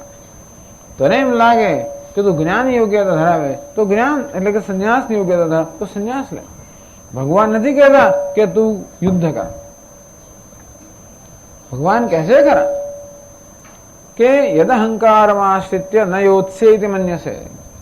અહંકારનો આશ્રય લઈને જો તું એમ કહેશે કે હું તો યુદ્ધ નહીં જ કરું, તો આ તારો હઠાગ્રહ છે. મેં જે ઉપદેશ કર્યો એ ઉપદેશનું બરોબર આલોચન કરીને લીધેલો નિર્ણય નથી. અર્જુન પહેલા નિર્ણય લઈ લીધો તો પછી ભગવાનને એને વિનંતી કરી. ન યોત્સે ગોવિંદમ ઉક્તવા તુષ્ણીમ બભુવ. હું યુદ્ધ નહીં કરું એમ કહીને ભગવાન સમક્ષ બેસી ગયો. તો કે નહીં, એવો નિર્ણય તું સાચો ના ઠરવા પ્રયત્ન ના કરીશ, પરંતુ જે તને કહેવામાં આવ્યું એ પરથી તું નિર્ણય બના. બહુ જ સુંદર વસ્તુ છે. ભારત, આ ભારતીય સંસ્કૃતિ, આપણા શાસ્ત્રોની આ જે ઉદારતા છે, આ જે વિશાળતા છે, અને સાથે સાથે એ પ્રકારની શ્રદ્ધા જે છે એ ક્યાંય જોવા ના મળે. હંમેશા બીજી બધી જગ્યાએ આમ કરો, આમ ના કરો, આમ નહીં કરો તો આમ થશે, આમ કરશો તો આમ, એમ કરીને હંમેશા આદેશ આપવામાં આવતા હોય. અને જેને આદેશ આપવા હોય એને કોઈ દિવસ પ્રશ્ન કરવાની કે સંશય વ્યક્ત કરવાની સ્વતંત્રતા હોય જ નહીં. અમે કહીએ છીએ માની લેવાનું. આ પ્રકારે આ એક જગ્યા છે કહેવામાં આવે છે યથેચ્છસી તથા કરું. તને જે યોગ્ય લાગે તે પ્રમાણે કર. યોગ્ય લાગવાની પાછળ એક માનસિક પરિપક્વતા જોઈએ. ગમે તે માણસ નિર્ણય લે બરોબર નથી. જેનામાં નિર્ણય લેવાની ક્ષમતા છે એ જ નિર્ણય લેવો જોઈએ, એને નિર્ણય લેવો જોઈએ. તો આટલો ઉપદેશ પછી ભગવાનને હવે ખાતરી છે કે અર્જુનમાં આ નિર્ણય લેવાની ક્ષમતા છે, મેચ્યોરિટી, પરિપક્વતા છે, ક્ષમતા છે, એવું ભગવાનને હવે ખાતરી છે. માટે અર્જુનને નિર્ણય લેવાનું કહે છે. અત્યારે અર્જુનને નિર્ણય લીધો તો પણ માન્ય ના રાખે ભગવાન. અર્જુને નિર્ણય લીધેલો જ છે. ન યોત્સ્ય ગુરુન અહત્વા હિ મહાનુભાવાન શ્રેયો ભોક્તુમ ભૈક્ષમપી હ લોકે. ભગવાન, આ મહાનુભાવ ગુરુની હત્યા કરવા કરતા તો હું ભિક્ષાનું અન્ન માગીને જીવવાનું પસંદ કરું છું, અર્થાત હું સંન્યાસ લેવાનું પસંદ કરું. એમ કરીને અર્જુન પોતે શું કરવા માંગે છે કહી દેલું છે. ત્યારે ભગવાન ના કહ્યું તું તો ઈચ્છે નિર્ણય કર. હવે કે છે ભગવાન જાણે છે કે હવે અર્જુનને નિર્ણય કરવા માટે જે કે સામગ્રી જોઈએ એ બધી સામગ્રી ઉપલબ્ધ છે. અર્જુનમાં હવે સમજ જન્મી છે અને અર્જુન નિર્ણય લેવા માટેની પરિપક્વતા ધરાવે છે. તો ભગવાનને અર્જુનમાં વિશ્વાસ છે. કેમ વિશ્વાસ છે? કારણ કે ભગવાનને પોતાના શિક્ષણમાં કે પોતાના ઉપદેશમાં વિશ્વાસ છે. આમ ભગવાનને પોતાનો વિશ્વાસ. સ્વામી દયાનંદ મહારાજ કહે કે ભાઈ શિક્ષક છે જે એને પોતાનો વિશ્વાસ છે, જોડે એના વિદ્યાર્થીઓમાં વિશ્વાસ છે. ગુરુને પોતાનો વિશ્વાસ છે કે અમે યોગ્ય શિક્ષણ આપેલું છે, યોગ્ય ઉપદેશ કરેલો છે, અને શિષ્યમાં વિશ્વાસ છે કે એને ઉપદેશ ગ્રહણ કરેલો છે અને તેથી એ નિર્ણય કરવાની ક્ષમતા ધરાવે છે. આવું જ્યારે ભગવાન લાગ્યું ત્યારે ભગવાને અર્જુનને કહ્યું કે તને જે યોગ્ય લાગે તે પ્રમાણે કર.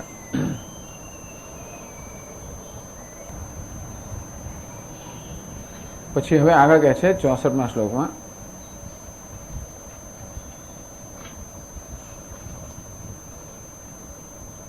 ભૂયઃ અપી મયા ઉચ્યમાનં શૃણુ. વળી પાછા ભગવાને કહી દીધું કે તું નિર્ણય લઈ લે, છતાંય પાછો એ નિર્ણય લેવા માટે વળી પાછા ભગવાન સંક્ષેપમાં કહે છે કે મેં શું કહ્યું.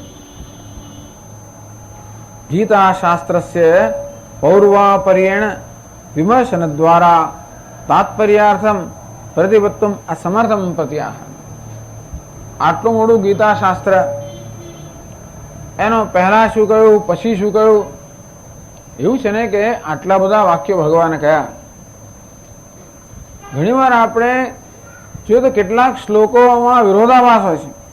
ભગવાન એક જગ્યાએ કંઈક કે બીજી જગ્યાએ બીજું કંઈક કે એવું લાગે આપણને. એટલે જો આપણે ભગવાન જે કહે છે એનું તાત્પર્ય બરોબર ન સમજ્યા હોઈએ તો ક્યારેક ક્યારેક ભગવાન આપણે ગૂંચવાડામાં નાખે જેવું આપણે લાગે. કે ભગવાનનો ઉપદેશ છે એ સ્પષ્ટ નથી. પણ ભગવાનનું જે તાત્પર્ય છે, એટલે શંકરાચાર્ય મહારાજ જયારે ભગવદ્ ગીતાની વ્યાખ્યા લખે ત્યારે એમને એવું લાગતું નથી કે ક્યાં પણ વિરોધાભાસ હોય. પહેલેથી છેલ્લે સુધી એક જ દોરો એમાં પકડી રાખે, એક સૂત્ર. કયું સૂત્ર? કે જીવનું ધ્યેય છે મોક્ષ. એ કેમ પ્રાપ્ત થાય? આત્મજ્ઞાનમાં નિષ્ઠા દ્વારા. તો બંધન શું છે? આ જ્ઞાનને કારણે જન્મેલો ભ્રમ છે. અને માટે મોક્ષ એટલે અજ્ઞાનમાંથી જન્મેલા ભ્રમની નિવૃત્તિ. એ થઈ શકે જ્ઞાનથી. કયા વૈષ્ણવનું અજ્ઞાન છે?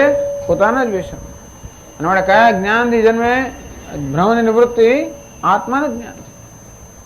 તો આ પ્રકારે આત્માનું જ્ઞાન પ્રાપ્ત કરવું, એમાં નિષ્ઠા પ્રાપ્ત કરવી, અર્થાત પોતે વાસ્તવમાં જેવો છે તે પ્રમાણે હોવું. અત્યારે આપણે વાસ્તવમાં જેવા છે તેવા નથી. વાસ્તવમાં આપણે પૂર્ણ છે, બ્રહ્મ છે, પણ આપણે ત્યાં વર્તે છે કેવી રીતે? અપૂર્ણ, જીવ, સંસારી, અસહાય. તો જેવા છીએ તેવા હોવ, બસ એનું નામ મોક્ષ. એ આત્મજ્ઞાન નિષ્ઠા ક્યારે આવે? સર્વ કર્મ સંન્યાસ હોય ત્યારે. એ સર્વ કર્મ સંન્યાસ ક્યારે થઈ શકે? જ્યારે છોડવા માટેની પરિપક્વતા પ્રાપ્ત થઈ હોય, ઇમોશનલ મેચ્યોરિટી, અર્થાત માનસિક કે આંતરિક પરિપક્વતા પ્રાપ્ત થઈ હોય, કર્મ છોડવાની. એવું કેમ કહો છો? કારણ કે છોડવાની આપણે સ્વતંત્રતા નથી એટલા માટે. અર્થાત કર્મનો ત્યાગ કરવાની સ્વતંત્રતા પ્રાપ્ત થઈ હોય ત્યારે કર્મનો ત્યાગ થાય. એ સ્વતંત્રતા પણ પ્રાપ્ત કરવાની છે. એટલા માટે આ મોક્ષ મુક્તિ છે એને બે તબક્કામાં સમજાવવામાં આવી. અંતિમ તબક્કો કયો છે? બધા જ પ્રકારના બંધનમાંથી મુક્તિ.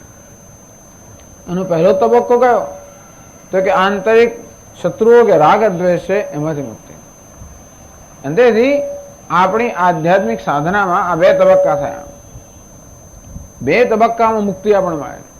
પહેલી મુક્તિ છે આપણા પોતાના જ આંતરિક શત્રુઓમાંથી, રાગ દ્વેષમાંથી, કામ ક્રોધમાંથી, બધા આવેગોમાંથી. અને પછી બીજી મુક્તિ છે અજ્ઞાનમાંથી, એમાંથી જન્મેલા ભ્રમમાંથી. એટલે મોક્ષ એ પ્રાપ્તની જ પ્રાપ્તિ છે. અને માટે જ્ઞાનથી જ પ્રાપ્ત થાય. અને તેથી મોક્ષની પ્રાપ્તિનું સાધન આત્મજ્ઞાન. આત્મજ્ઞાનનું સાધન છે ઉપદેશ. ઉપદેશ મળે જે માનસિક પરિપક્વતા જોઈએ એ મળે છે કર્મયોગ. આ પ્રકારે આ ભગવદ્ ગીતાનું ભગવાનનો જે ઉપદેશ છે એની સમગ્ર વ્યવસ્થા પહેલેથી શંકરાચાર્ય સમજાવે છે ઉपोद्घातમાં. અને થોડું કામ કરો પેલી બાજુ. ઉपोद्घातમાં જ શંકરાચાર્ય મહારાજે આ સમગ્ર ગીતાનું જે વિષય, એનું તાત્પર્ય બધું સમજાવ્યું. અને ત્યારે પ્રતિજ્ઞા કરી કે આ જ વસ્તુ અમે દરેક વખતે જ્યારે જ્યારે પ્રસંગ આવશે ત્યારે આ વિચારને સ્પષ્ટ કરતા જઈશું કે ભગવાન સમગ્ર ગીતામાં આ જ ઉપદેશ કરે છે. એની સ્પષ્ટતા અમે જ્યારે જ્યારે પણ જરૂરિયાત પડશે ત્યારે કરતા રહીશું. આમ પોતે જે પહેલા કહ્યું એને જ વળગી રહ્યા છેક સુધી. ટૂંકમાં શંકરાચાર્ય મહારાજ એક એવા વ્યાખ્યાતા છે જેમણે આ ભગવાનના ઉપદેશને બહુ સ્પષ્ટપણે જોયેલો છે. એ પ્રકારે બધા શ્લોકની વ્યાખ્યા કરી છે. અને એ રીતે આપણે આ ભગવદ્ ગીતાનું અધ્યયન કરીએ તો જ આપણને આ વિરોધાભાસ ન જણાય, નહીંતર આપણે ગૂંચવાઈ જઈએ. એના શાસ્ત્રો વસ્તુ જેવી છે, ગૂંચવાડો ઉભો કરે એવી હોય છે. કારણ કે એ કેમ લખેલા નથી હોતા. એ તો જેમ મૂળ આવતા જાય એમ કહેતા જાય, કયા અધિકારને કહેતા જાય, જેમ પ્રેરણા જન્મે તેમ કહેવાય. એટલે ઘણી વાર બહુ ગડબડ થતી હોય છે ને આપણને એમ લાગે કે આ બધું કેવું છે, ગૂંચવાડ ભરેલો. અને તેથી આ શાસ્ત્ર જ્યાંથી આવી રહ્યું છે ત્યાં એની દ્રષ્ટિ હોય એ શાસ્ત્રને સમજી શકે. એટલે આવા ગીતા શાસ્ત્રનું પૌર્વાપર્યેણ વિમર્શન દ્વારા ભગવાને પહેલા શું કહ્યું, પછી શું કહ્યું, એનું વિમર્શન કરવું, એનું આલોચન કરવું, એને સમજવું. તાત્પર્યાર્થમ પ્રતિપત્તુમ અસમર્થમ પ્રતિ. અને પછી ભગવાન આ બધા વાક્યો દ્વારા શું કહેવા માંગે, મધ્યવર્તી વિચાર શું છે, એનું તાત્પર્ય શું છે. તાત્પર્ય એટલે જે બોલનાર છે બોલનારનો ઈરાદો શું છે, કયા હેતુથી કહેવામાં આવ્યું, કયા ઈરાદાથી કહેવામાં આવ્યું, શું કહેવામાં આવ્યું એના કરતા પણ શા માટે કહેવામાં આવ્યું મહત્વનું બને છે. તાત્પર્ય કોને કહેવાય કે ભાઈ આ કહેવાની પાછળ ઈરાદો શું છે. ઘણી વાર આપણે કોઈ શબ્દોને પકડી લઈએ અને પછી કહીએ જો આવું કહ્યું આમ કર્યું. પેલા રાજકારણી લોકોને બહુ તકલીફ પડતી કારણ પેલા ખબરોપત્રી હોય કે શું કહેવાય એને પેલા હા હા તો એ બધા લોકો જે હોય છે એ તો બસ શબ્દો જ પકડે.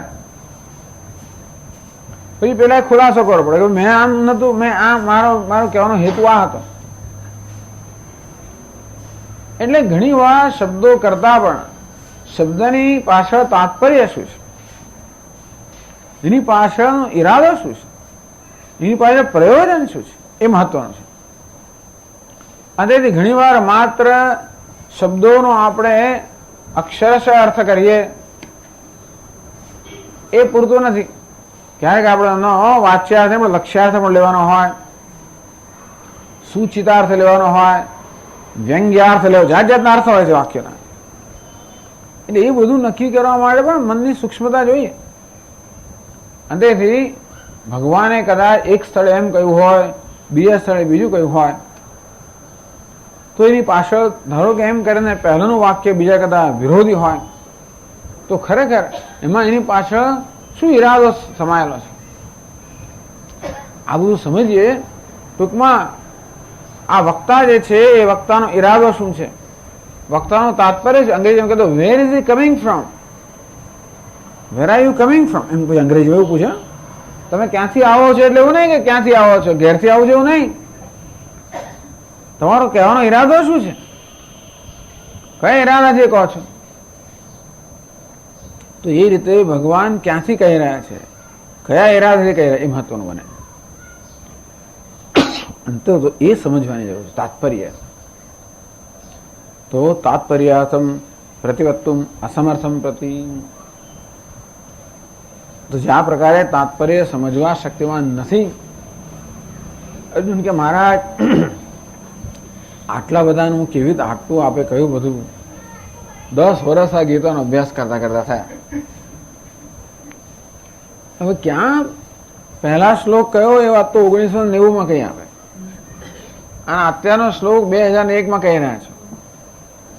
પહેલાનું પછીનું આ બધાનું આલોચન કરીને તાત્પર્ય કેમ કરવો.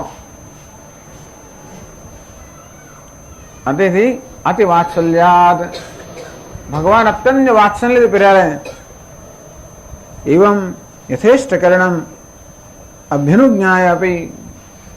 આમ અર્જુનને એ ભગવાને અનુમતિ આપી કે તને જ યોગ્ય લાગે કરે, અનુમતિ આપ્યા પછી પણ અતિ વાત્સલ્યાત અત્યંત વાત્સલ્યથી પ્રેરાયને શ્લોકદ્વયના 2 શ્લોકની અંદર કૃષ્ણમ શાસ્ત્રાર્થ ઉપદેશન ભગવાન 2 શ્લોકની અંદર આ સમગ્ર શાસ્ત્રમાં કહેવામાં આવ્યું એનું અર્થ તાત્પર્ય કહેવા માંગે છે. પણ એ કરવા માટે અહિકાગ્ર છે સંપાદયિતુમ. તો ભગવાન હવે કહેવાના છે, હું પોતે જ કહું છું, ચાલ ને હું તને કહી દઉં છું, બધું સાંભળ બરાબર. એટલે અર્જુનનું ધ્યાન દોરવા માટે અર્જુન બરોબર ધ્યાન દઈને સાંભળે એ માટે આ 64મા શ્લોકમાં ભગવાન પહેલા પ્રતિજ્ઞા કરે છે. તો ભગવાન પહેલા એની માટેની ભૂમિકા રહે છે કે હું શું કહેવાનો છું. એટલે શંકરાચાર્યમાં એ કહ્યું ભૂય આપી મયા ઉચ્યમાનમ શૃણુ. બોલે ફરી વાર હે અર્જુન મેં જે કહ્યું છે એ હું તને ફરી વાર કહું છું, તું સાંભળ. શૃણુ સાંભળ, સાંભળ એટલે ધ્યાન દઈને સાંભળ. અર્થાત જે કહેવાનું બહુ મહત્વનું છે. હવે કહેવાનો છું બહુ જ મહત્વનું હોવાના કારણે તું અત્યંત ધ્યાન દઈને સાંભળ. 64મા શ્લોકમાં કહે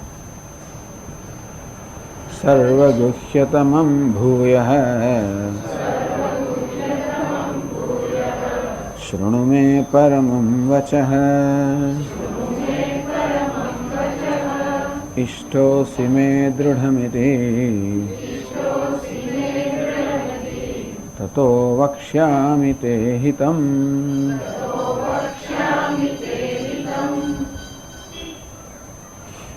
સર્વગુહ્યતમમ, પાછું ગુહ્યાત ગુહ્યતરમ. આ ભગવાને ગુહ્ય શબ્દ, ગોપનીય શબ્દ, રક્ષણીય, એનું રક્ષણ કરવું જોઈએ, ગોપન કરવું જોઈએ. વારંવાર ભગવાને 9મા અધ્યાયમાં કહ્યું રાજવિદ્યા રાજગુહ્યમ એમ કરીને એટલે ગુહ્ય. આગળ કહ્યું ગુહ્યાત ગુહ્યતરમ, અહીં કહે છે સર્વગુહ્યતમમ. અહીં પાછું તમ પ્રત્યે નામ આપણે દીધું. ટૂંકમાં જીવનની અંદર જે મૂલ્યવાન વસ્તુઓ છે, જે રક્ષણ કરવા યોગ્ય છે, જે છુપાવવા યોગ્ય છે, એટલે રક્ષણ કરવા યોગ્ય છે, એવી મૂલ્યવાન વસ્તુઓમાં પણ સૌથી મૂલ્યવાન ગુહ્યતમ. ભૂય ફરીવાર શૃણુ મે પરમ વચઃ, છે અર્જુન ફરી પાછું મારું પરમ વચન અર્થાત આ પરમાત્માને પ્રકાશિત કરનારું મારું વચન તું ફરીવાર સાંભળ. કેમ મહારાજ ફરીવાર કહો છો? ઇષ્ટોસી મેં દૃઢમિતિ, મેં દૃઢ ઇષ્ટોસી, કારણ કે તું મને અત્યંત પ્રિય છે. તતઃ વક્ષ્યામિ તે હિતમ, માટે તેથી તું મને અત્યંત પ્રિય હોવાને કારણે તને જે હિત કરશે એ હું તને કહીશ. તે હિતમ, આ પ્રકારે ભગવાન ભૂમિકા છે કહે છે ભાષ્યમાં.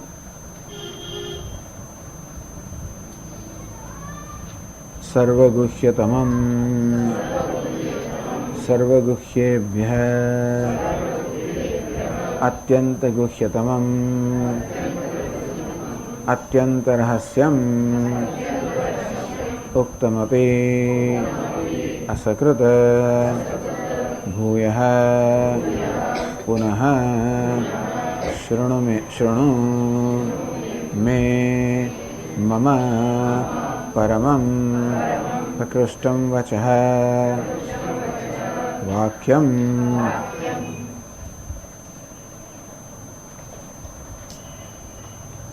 અતિ વાત્સલ્ય સ્વયમેવ કરુણાનિધિ શ્રી ભગવાન વાસુદેવ. કરુણાનિધિ ભગવાન વાસુદેવ સ્વયં એને કહે છે હું તને બી પરામર્શ કરીને કહું છું, હું તને આલોચન કરીને કહું છું કે મેં તને શું કહ્યું છે, પછી તું નિર્ણય કર. એટલે અર્જુન પછી નહીં તો કહું વાળો ભગવાન આ તો પેપર પરીક્ષા જેવું થઈ ગયો.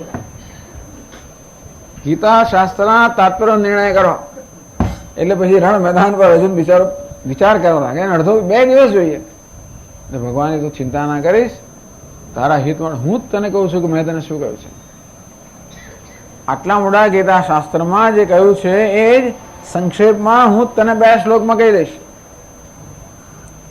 એટલે અત્યંત એટલે કહ્યું છે કે કરુણાનિધિ, આ કરુણાનિધિ ભગવાન છે એ બધો જ સારનું ગ્રહણ કરીને અર્જુનને કહે છે સર્વગુહ્યતમમ સર્વગુહ્યેભ્ય અત્યંત ગુહ્યતમમ.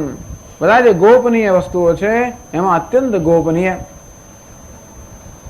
અત્યંત રહસ્યમ, ટૂંકમાં જે અત્યંત રહસ્ય છે, જેને ચઢેલું કોઈ રહસ્ય નથી. ભૂય ઉક્તમપી અસકૃત, અનેક વાર કહેવામાં આવ્યું છે છતાં પણ ભૂય પુનઃ શૃણુ, હે અર્જુન આગળ અનેક વાર કહેવામાં આવ્યો છતાં પણ તું ફરી સાંભળ. મેં પરમં વચઃ, મેં એટલે કે મમ પરમં પ્રકૃષ્ટમ વચઃ વાક્યમ શૃણુ, મારું જે પરમ વાક્ય છે, પરમ પરમાર્થ વિષયત્વાદ. તો ભગવાનના વાક્યને, ભગવાન જે વાક્ય કહે છે એના શબ્દો તો સાદા જ છે બધા કઈ, તો ભગવાન પોતાના વાક્યને પણ ઉત્કૃષ્ટ કહે છે. મારું સર્વોત્કૃષ્ટ વચન સાંભળ. મારા જે શબ્દો આપ કહો છો એ તો બધા સામાન્ય શબ્દો જ છે, એમાં સર્વોત્કૃષ્ટ શું છે? એનો વિષય સર્વોત્કૃષ્ટ છે. પરમાર્થ વિષયત્વાદ, ભલે શબ્દો આપણે જાણીતા હોય છતાં પણ એનો જે વિષય છે એ કેવો છે? પરમાર્થ, પારમાર્થિક વિષય છે. એના માટે એનું વચન પરમ વચઃ પ્રકૃષ્ટમ વચઃ શૃણુ. ભગવાને જરા આવું કહ્યું કે ફરી પાછો તું મારું વચન સાંભળ. કિમર્થમ ઇચ્છન પુનઃ પુનઃ વિદધાસ્તિ આશંક્યા. ભગવાન કયો ઈરાદાથી આપ વારંવાર કહો છો? ઘણી વાર શું છે આપણે વારંવાર કેમ કહીએ? શ્રોતા હોય ને એ શ્રોતાને આપણા મતનો કરવા માટે. સામાન્ય રીતે વક્તા વારંવાર વસ્તુ ક્યારે કહે? શ્રોતાને પોતાના મતનો કરવા માટે. લાગ્યું કે હજી પણ અર્જુન બરોબર નિર્ણય કરતો નથી, ફરી પાછું એકવાર કહી દઉં, જેથી અર્જુન હું ઈચ્છું છું એ પ્રકારે નિર્ણય કરે. આમ વારંવાર બનતું હોય છે કે એક બાજુ આપણે નિર્ણય કરીને સ્વતંત્ર આપીએ શબ્દોથી, પણ ખરેખર નથી આપતા હોતા. એવું ઘણી વાર બને છે, તારે જે કરવું એ કરજે એમ કહે ખરા, પણ જે કરવું એ કરે એ સ્વીકાર્ય નથી. પેલો જાણે છે કે જે કરવું એ કહેશે ખરા, પરંતુ એ કરવાની સ્વતંત્રતા નથી. એમ કહીશ તમને ગમવાનું નથી, એમ કહીશ તો કદાચ હું સજાને પાત્ર થઈશ. તો ભગવાન એવું કઈ કરે, અથવા તો આપણે કોઈક રીતે એને પ્રભાવિત કરીએ આપણા વિચારથી કે આપણે સત્તાથી કશાકથી, જેથી આપણે ઈચ્છતા હોય એ પ્રકારનો નિર્ણય લે, જેથી મને લાભ થાય. તો કે ભગવાન અર્જુનને નિર્ણય લેવાનો જે સ્વતંત્રતા આપે છે એ અર્જુનના હિતથી પ્રેરાયને કે પોતાના હિતથી પ્રેરાયને. એટલે શંકરાચાર્ય મારે સમજાવે છે કેમ ભગવાન ફરીવાર પાછું કહે છે. આગળ કહી દીધું અને કહ્યું કે હવે તું નક્કી કર, અને વળી પાછા ભગવાન કહે છે એવું કેમ? તો કહે છે શંકરાચાર્યજી, ન ભયાત નાપી અર્થ કારણાદ્વા વક્ષ્યામિ. ન ભયાત, હું ભયથી નથી કહેતો. કદાચ અર્જુન નિર્ણય લઈ લે કે હું તો મહારાજ બરોબર ચાલો તો હું છોડી દઉં છું, તો ભગવાન થઈ ગયા મારું કામ કોણ કરશે? અર્જુન અત્યારે કહે કે બસ ત્યારે મહારાજ આપનો ઉપદેશ સાંભળીને મેં નિશ્ચય કરે કે હું સંન્યાસ લેવાનો છું, ચાલો આપ રથ બહાર લઈ લો મહારાજ. તો ભગવાને ભય તો લાગે ને કે હવે કોણ મારું કામ કરશે? આ મોટા ઉપડા બધાને ભેગા કર્યા, પૃથ્વીનો ભાર હરવાનો છે, એ માટે અર્જુનને મેં ખાસ પસંદ કર્યો. અને છેલ્લે ઘડીએ આ દશેરાના દિવસે ટટ્ટુ ના દોડે, શું કરવાનું? ભય લાગે અર્જુન. એટલે ભગવાન કદાચ ભય લાગે એમ માને વળી પાછો અર્જુનના વિચારને પ્રભાવિત કરવા માટે વળી પાછું કે એવું છે. ફરી વાર કહેવાનું કારણ શું? ના બી ભયાત ના બી અર્થ કારણાત્વા. મને ભય છે માટે નહીં કે મને કંઈક લાભ થશે એટલા માટે. લાભ પૂજા ખ્યાત્યાદર્થમ. તો લાભ પૂજા ખ્યાત્યાદિ અર્થમ, મને કંઈક લાભ થાય, મારી પૂજા થાય, મારી ખ્યાતિ થાય, આ પ્રકારે મને કંઈ વ્યક્તિગત લાભ થાય માટે હું તને ફરી કહું છું એવું નથી. એટલે ભગવાન ફરી કે એની પાછળનો ઈરાદો શું છે? ઘણા લોકો ભગવાનના ઈરાદાને ઘણીવાર બહુ શંકા કરતા હોય છે. એક જણા કહો પેપ ટોક છે. પેપ ટોક ખાલી અર્જુનને ખુશ કરવા માટે, અર્જુનને જરા સમજાવી દેવા માટે. ભગવાન એક જ વસ્તુ કરવા માંગે છે, અર્જુન પાસે યુદ્ધ કરવા માંગે છે. ગીતા શું છે? અર્જુનને યુદ્ધમાં પ્રેરિત કરવા માટેના આ બધા વાક્યો છે, બીજું કઈ નથી. એવું પણ લોકોનો નિર્ણય છે. અને તેથી અહીં ભગવાન પોતે સ્પષ્ટ કરે છે. કેમ પોતે કહે છે? ન ભયાત ના બી અર્થ કારણાદ્વા, કોઈ ભયથી પ્રેરાય નહીં, કોઈ વ્યક્તિગત મારું પ્રયોજન સિદ્ધ થાય, મને લાભ થાય એ હેતુથી પણ નહીં. ત્યારે કહે છે આગળ, કિમ તર્હિ ઇષ્ટ પ્રિયોસી મે મમ દૃઢમ અવ્યભિચારેણ ઇતિ કૃત્વા તતઃ તેન કારણેન વક્ષ્યામિ કથયિષ્યામિ તે તવ હિતમ પરમં જ્ઞાન પ્રાપ્તિ સાધનમ તદ્ધિ સર્વહિતાનાં હિતતમમ. કેમ તરી ભગવાન આ ભયથી પ્રેરાય નહીં કે હું કંઈક નિર્ણય લઈ લઈશ, કે પછી કોઈ વ્યક્તિગત લાભની ઈચ્છાથી નહીં. કેમ તરી? તો કયા ઉદ્દેશથી આપ મને ફરી પાછા કહો છો? ઈષ્ટોસી મેં પ્રિય અસી મેં, તું મારો ઈષ્ટ છે, મારો પ્રિય છે. એટલા માટે. કેવો પ્રિય છે? દૃઢમ. આપણો પ્રેમ તો ખરો લોકો માટે, ક્યાં મારું કયું કરે ત્યાં સુધી. ભગવાનનો પ્રેમ અર્જુન માટે કેવો છે? ભગવાન પોતે સ્પષ્ટ કરે છે. દૃઢમ ઈષ્ટોસી. અર્જુન તું જે કોઈ નિર્ણય લે એને કારણે મારા પ્રેમમાં વાંધો નથી આવવાનો. તું એમ કહી દે કે ભગવાન મારે યુદ્ધ નથી કરવું, કઈ વાંધો નહીં. યુદ્ધ કરવું છે તો વાંધો નહીં, આપનું કયું કરીશ તો વાંધો નથી, સારું. મારું આપનું કયું નહીં કરું તો વાંધો નથી. આ સાત મારો પ્રેમ કે દૃઢમ અવ્યભિચારેણ ઇતિ કૃત્વા, અવ્યભિચારી પ્રેમ છે, અતિશય પ્રેમ. અવ્યભિચારી એટલે શું? જે પ્રેમમાં ક્યારે વ્યભિચાર ના આવે, જે પ્રેમમાં ક્યારે પરિવર્તન ના આવે, જે ક્યારે દગો ના દે, વ્યભિચાર. અર્થાત જે કોઈ શરતી પ્રેમ નથી, બિન શરતી પ્રેમ છે ને. ભગવાનનો અર્જુન માટેનો પ્રેમ, અર્જુન અમુક શરતોનું પાલન કરે એના પર આધારિત હોય તો પછી જુદી વાત છે. તો કદાચ અર્જુન એ પ્રકારે પ્રેરિત કરવા માટે ભગવાન ફરી કહેતા, એવું નથી. ઈષ્ટો સમે દૃઢમિતિ, તું મને દૃઢ ઈષ્ટ પ્રિય છે, અર્થાત તું મને પ્રિય છે. એમ જ શેનો પ્રિય? બસ એમ પ્રિય જ છે. એનું કારણ છે બસ પ્રિય છે. તું કુંતીનો દીકરો છું એટલા માટે, હું હમણાં આપના વાળે યુદ્ધ કરું છું એટલા માટે, હું ક્ષત્રિય છું એટલા માટે, કે પછી આ યુદ્ધ જીતી જાય હવે રાજા બનીએ માટે આપને કે લાભ થશે એટલા શેના માટે પ્રિય છે? બસ પ્રિય છું, કોઈ કારણ નથી. દૃઢમ ઇષ્ટ હશે, તો અવ્યભિચારેણ, કોઈ પ્રકારના વ્યભિચાર વગર, અર્થાત કોઈ પ્રકારની શરત વગર નો આ પ્રેમ છે, બિન શરતી પ્રેમ છે. એક જ જગ્યાએ માણસને બિન શરતી પ્રેમ હોય એ આત્મા માટે. ભગવાનને અર્જુન માટે પણ એવો પ્રેમ છે, એટલે ભગવાનને અર્જુન કેવી દ્રષ્ટિ છે? આત્મદ્રષ્ટિ હશે. અંતેથી ભગવાન અર્જુન કહે કે તું તો મારો આત્મા છે, હું મારી જાતને જેવો પ્રિય છું એવો જ તું મને પ્રિય છે. કૃષ્ણો ધનંજયસ્ય આત્મા, કૃષ્ણસ્ય આત્મા ધનંજય. આ કૃષ્ણ આત્મા ધનંજય છે, ધનંજયનો આત્મા કૃષ્ણ છે. એકમ સત્વમ દ્વિધા સ્થિતમ, એક જ તત્વ છે, આ બે રૂપ લઈને આવેલું છે. હોવાને કારણે તો ઈષ્ટો સમે દ્રઢમિતિ, તું મને કોઈ પ્રકારની શરત વગર દ્રઢ રીતે પ્રિય છે.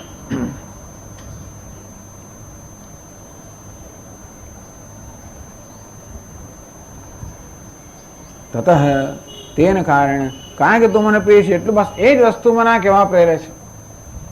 તું મને અત્યંત પ્રિય છે, અત્યંત અંત નથી, એના અત્યંત કહેવાય. તું અત્યંત કે અતિશય પ્રિય હોવાના કારણે જ મેં તને કહ્યું, અને તારા પ્રત્યેનો પ્રેમ જ મને ફરી પાછા ગીતા શાસ્ત્રનું આ તાત્પર્ય કહેવા પ્રેરે છે. તતઃ તેન કારણે વક્ષ્યામિ કથયિષ્યામિ તે હિતમ પરમ જ્ઞાન, તારું તારી હિત કરનાર છે.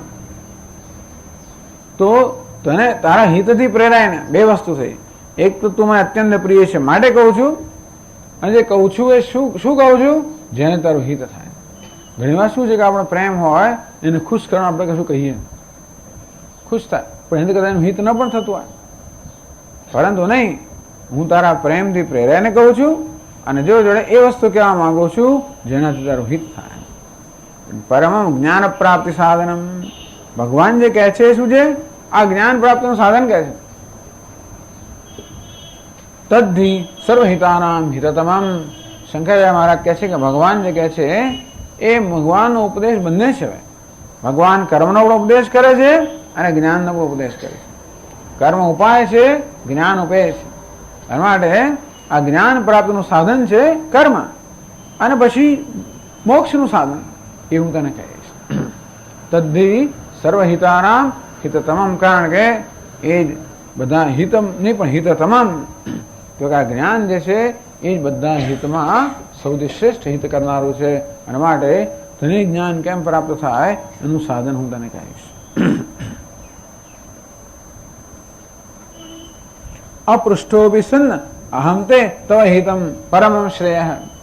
અપૃષ્ઠોપી સન્ન, પૂછ્યું પણ નથી અર્જુને.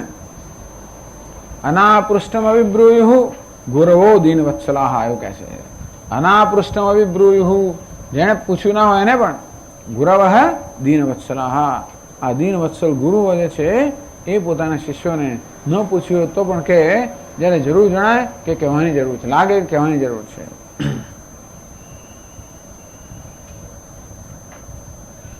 તો હવે આ પ્રકારે કહીને ભગવાન આગળ કહે છે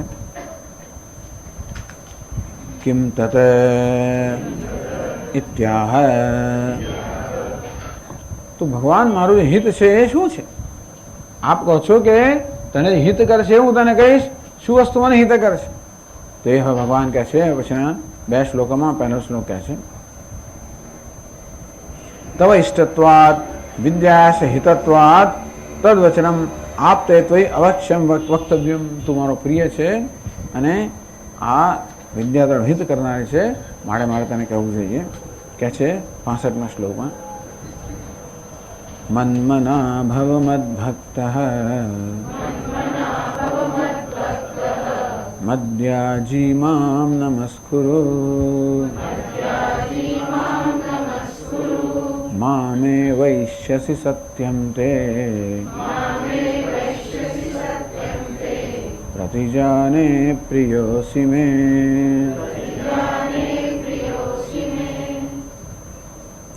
મન બના ભવ. હે અર્જુન, તું તારું મન મારામાં પડો. મન મના એટલે તું એવું બન જેથી તારું મન મારામાં હોય એવું તું બન, અર્થાત તારા મનને તું મારામાં ફરવો. મદ ભક્તો બન, મદ ભક્તો ભવ, તું મારો જ ભક્ત બન. મદ્યાજી ભવ, તું મારું જજન કરનારો બન. મામ એવ નમસ્કુરુ, તું મને જ નમસ્કાર કર. આવું કર. તું મારું જ ચિંતન કર, મારો જ ભક્ત કર અને મારી જ ભક્તિ કર અને મારી સેવા કર. ચિંતન મારું કર, પ્રેમ પણ મને કર અને મારી સેવા કર. ના રીતે સતત મને નમસ્કાર કર. ભગવાન શું કહે છે? મામ એવ એષ્યસી, તો તું મને જ પ્રાપ્ત કરશે. ખરેખર સત્યમ તે પ્રતિજાને. હે અર્જુન, હું સત્ય પ્રતિજ્ઞા કરું છું. તે સત્યમ પ્રતિજાને, હું સત્ય પ્રતિજ્ઞા કરું છું. મારા સામે સત્ય પ્રતિજ્ઞા કરો છો. પ્રિયોસી મે, કારણ કે તું મને પ્રિય છે. પાછું બીજા શ્લોકમાં પાછું કહે છે હજુ ના તને સાચું કહું છું, તારા સમ ખાઈને કહું છું. તું મને પ્રિય છે માટે તને આ સાચું કહું છું. કે છે ભાષ્યમાં મન્મના ભવ મચ્ચિત્તો ભવ મદ્ભક્તો ભવ મદ્ભજનો ભવ મદ્યાજી મદ્યજનશીલો ભવ મામ નમસ્કુરુ નમસ્કારમપી મમ એવ કુરુ.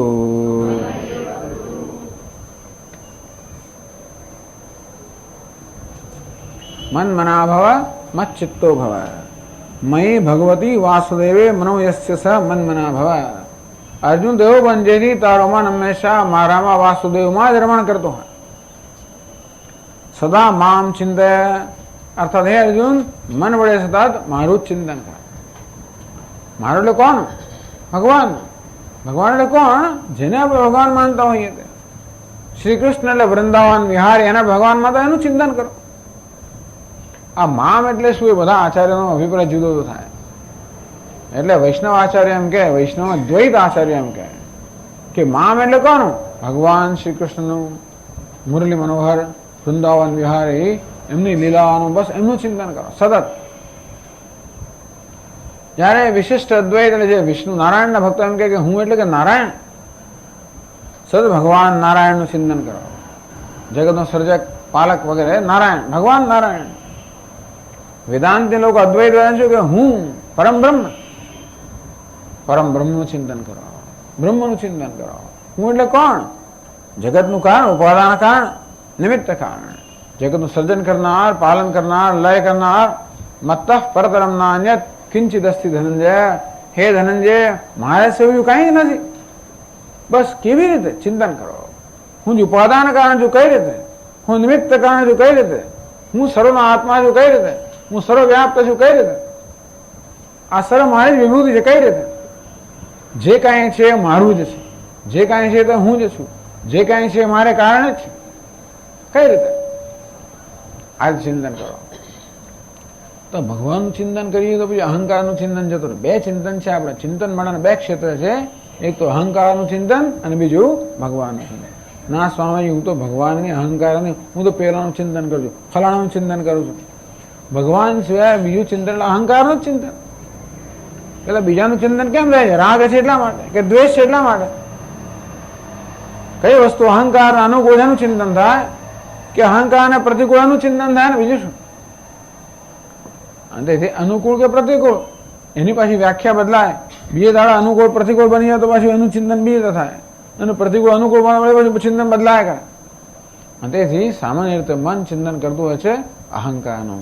જ્યારે જ્યારે મન અહંકારમાં જાય, રાગદ્વેષમાં જાય, આસક્તિમાં જાય, આમાં જાય, પાછો બોલાવો એને પાછું ક્યાં મૂકો? વાસુદેવમાં. રાગદ્વેષ તો બરોબર છે, પણ જેને પ્રત્યે યતો યતો નિશ્ચરતી મનશ્ચંચલમ અસ્થિરમ, જે કોઈ કારણથી ચંચળ અસ્થિર મન છે એ બીજા વિષયમાં જતું રહે. તતસ્તતો નિયમ્ય તદ આત્મન્ય વશમ ન એ, ત્યાંથી એને મુક્ત કરીને આત્મા વળી પાછું કેન્દ્રિત કરવાનું. અર્થાત આ મનને નામ રૂપના ચિંતનમાંથી મુક્ત કરીને અસ્થિ ભાતિ પ્રિય ચિંતન, અથવા આ નામ રૂપના ચિંતન મુક્ત કરીને એ નામ રૂપના વેશમાં રહેલો જે છે એ પરમાત્માનું ચિંતન. સમોહમ સર્વભૂતેષુ નમે દ્વેષ્યોસ્તિ ન પ્રિય, પ્રાણી માત્ર અંતરાત્મા છે. અહમ આત્મા ગુણાકેશ સર્વભૂતાશય સ્થિત, પ્રાણી માત્રનું અંતરાત્મા છે. અર્થાત બહારનો વેશ ગમે તેવો હોય, બહારનું નામરૂપ ગમે તેવું હોય, અંદર તો એ જ દિવ્ય તત્વ રહેલું છે. એ જ પ્રેમ, એ જ સુંદરતા, એ જ પૂર્ણતા, એ જ દિવ્યતા, એ જ મહાન એ રહેલું છે દરેક જગ્યાએ. અને માટે આ નામ રૂપનું ઉપાધિનું વેશનું ચિંતન છોડીને એ વેશમાં અભિવ્યક્ત થનાર ચૈતન્ય જે પૂર્ણ છે, અનંત છે, સર્વોત્તમ છે, સર્વથી પ્રિય છે એનું ચિંતન કરે. મન મના ભવ આ એક બહુ મોટી વસ્તુ છે ને.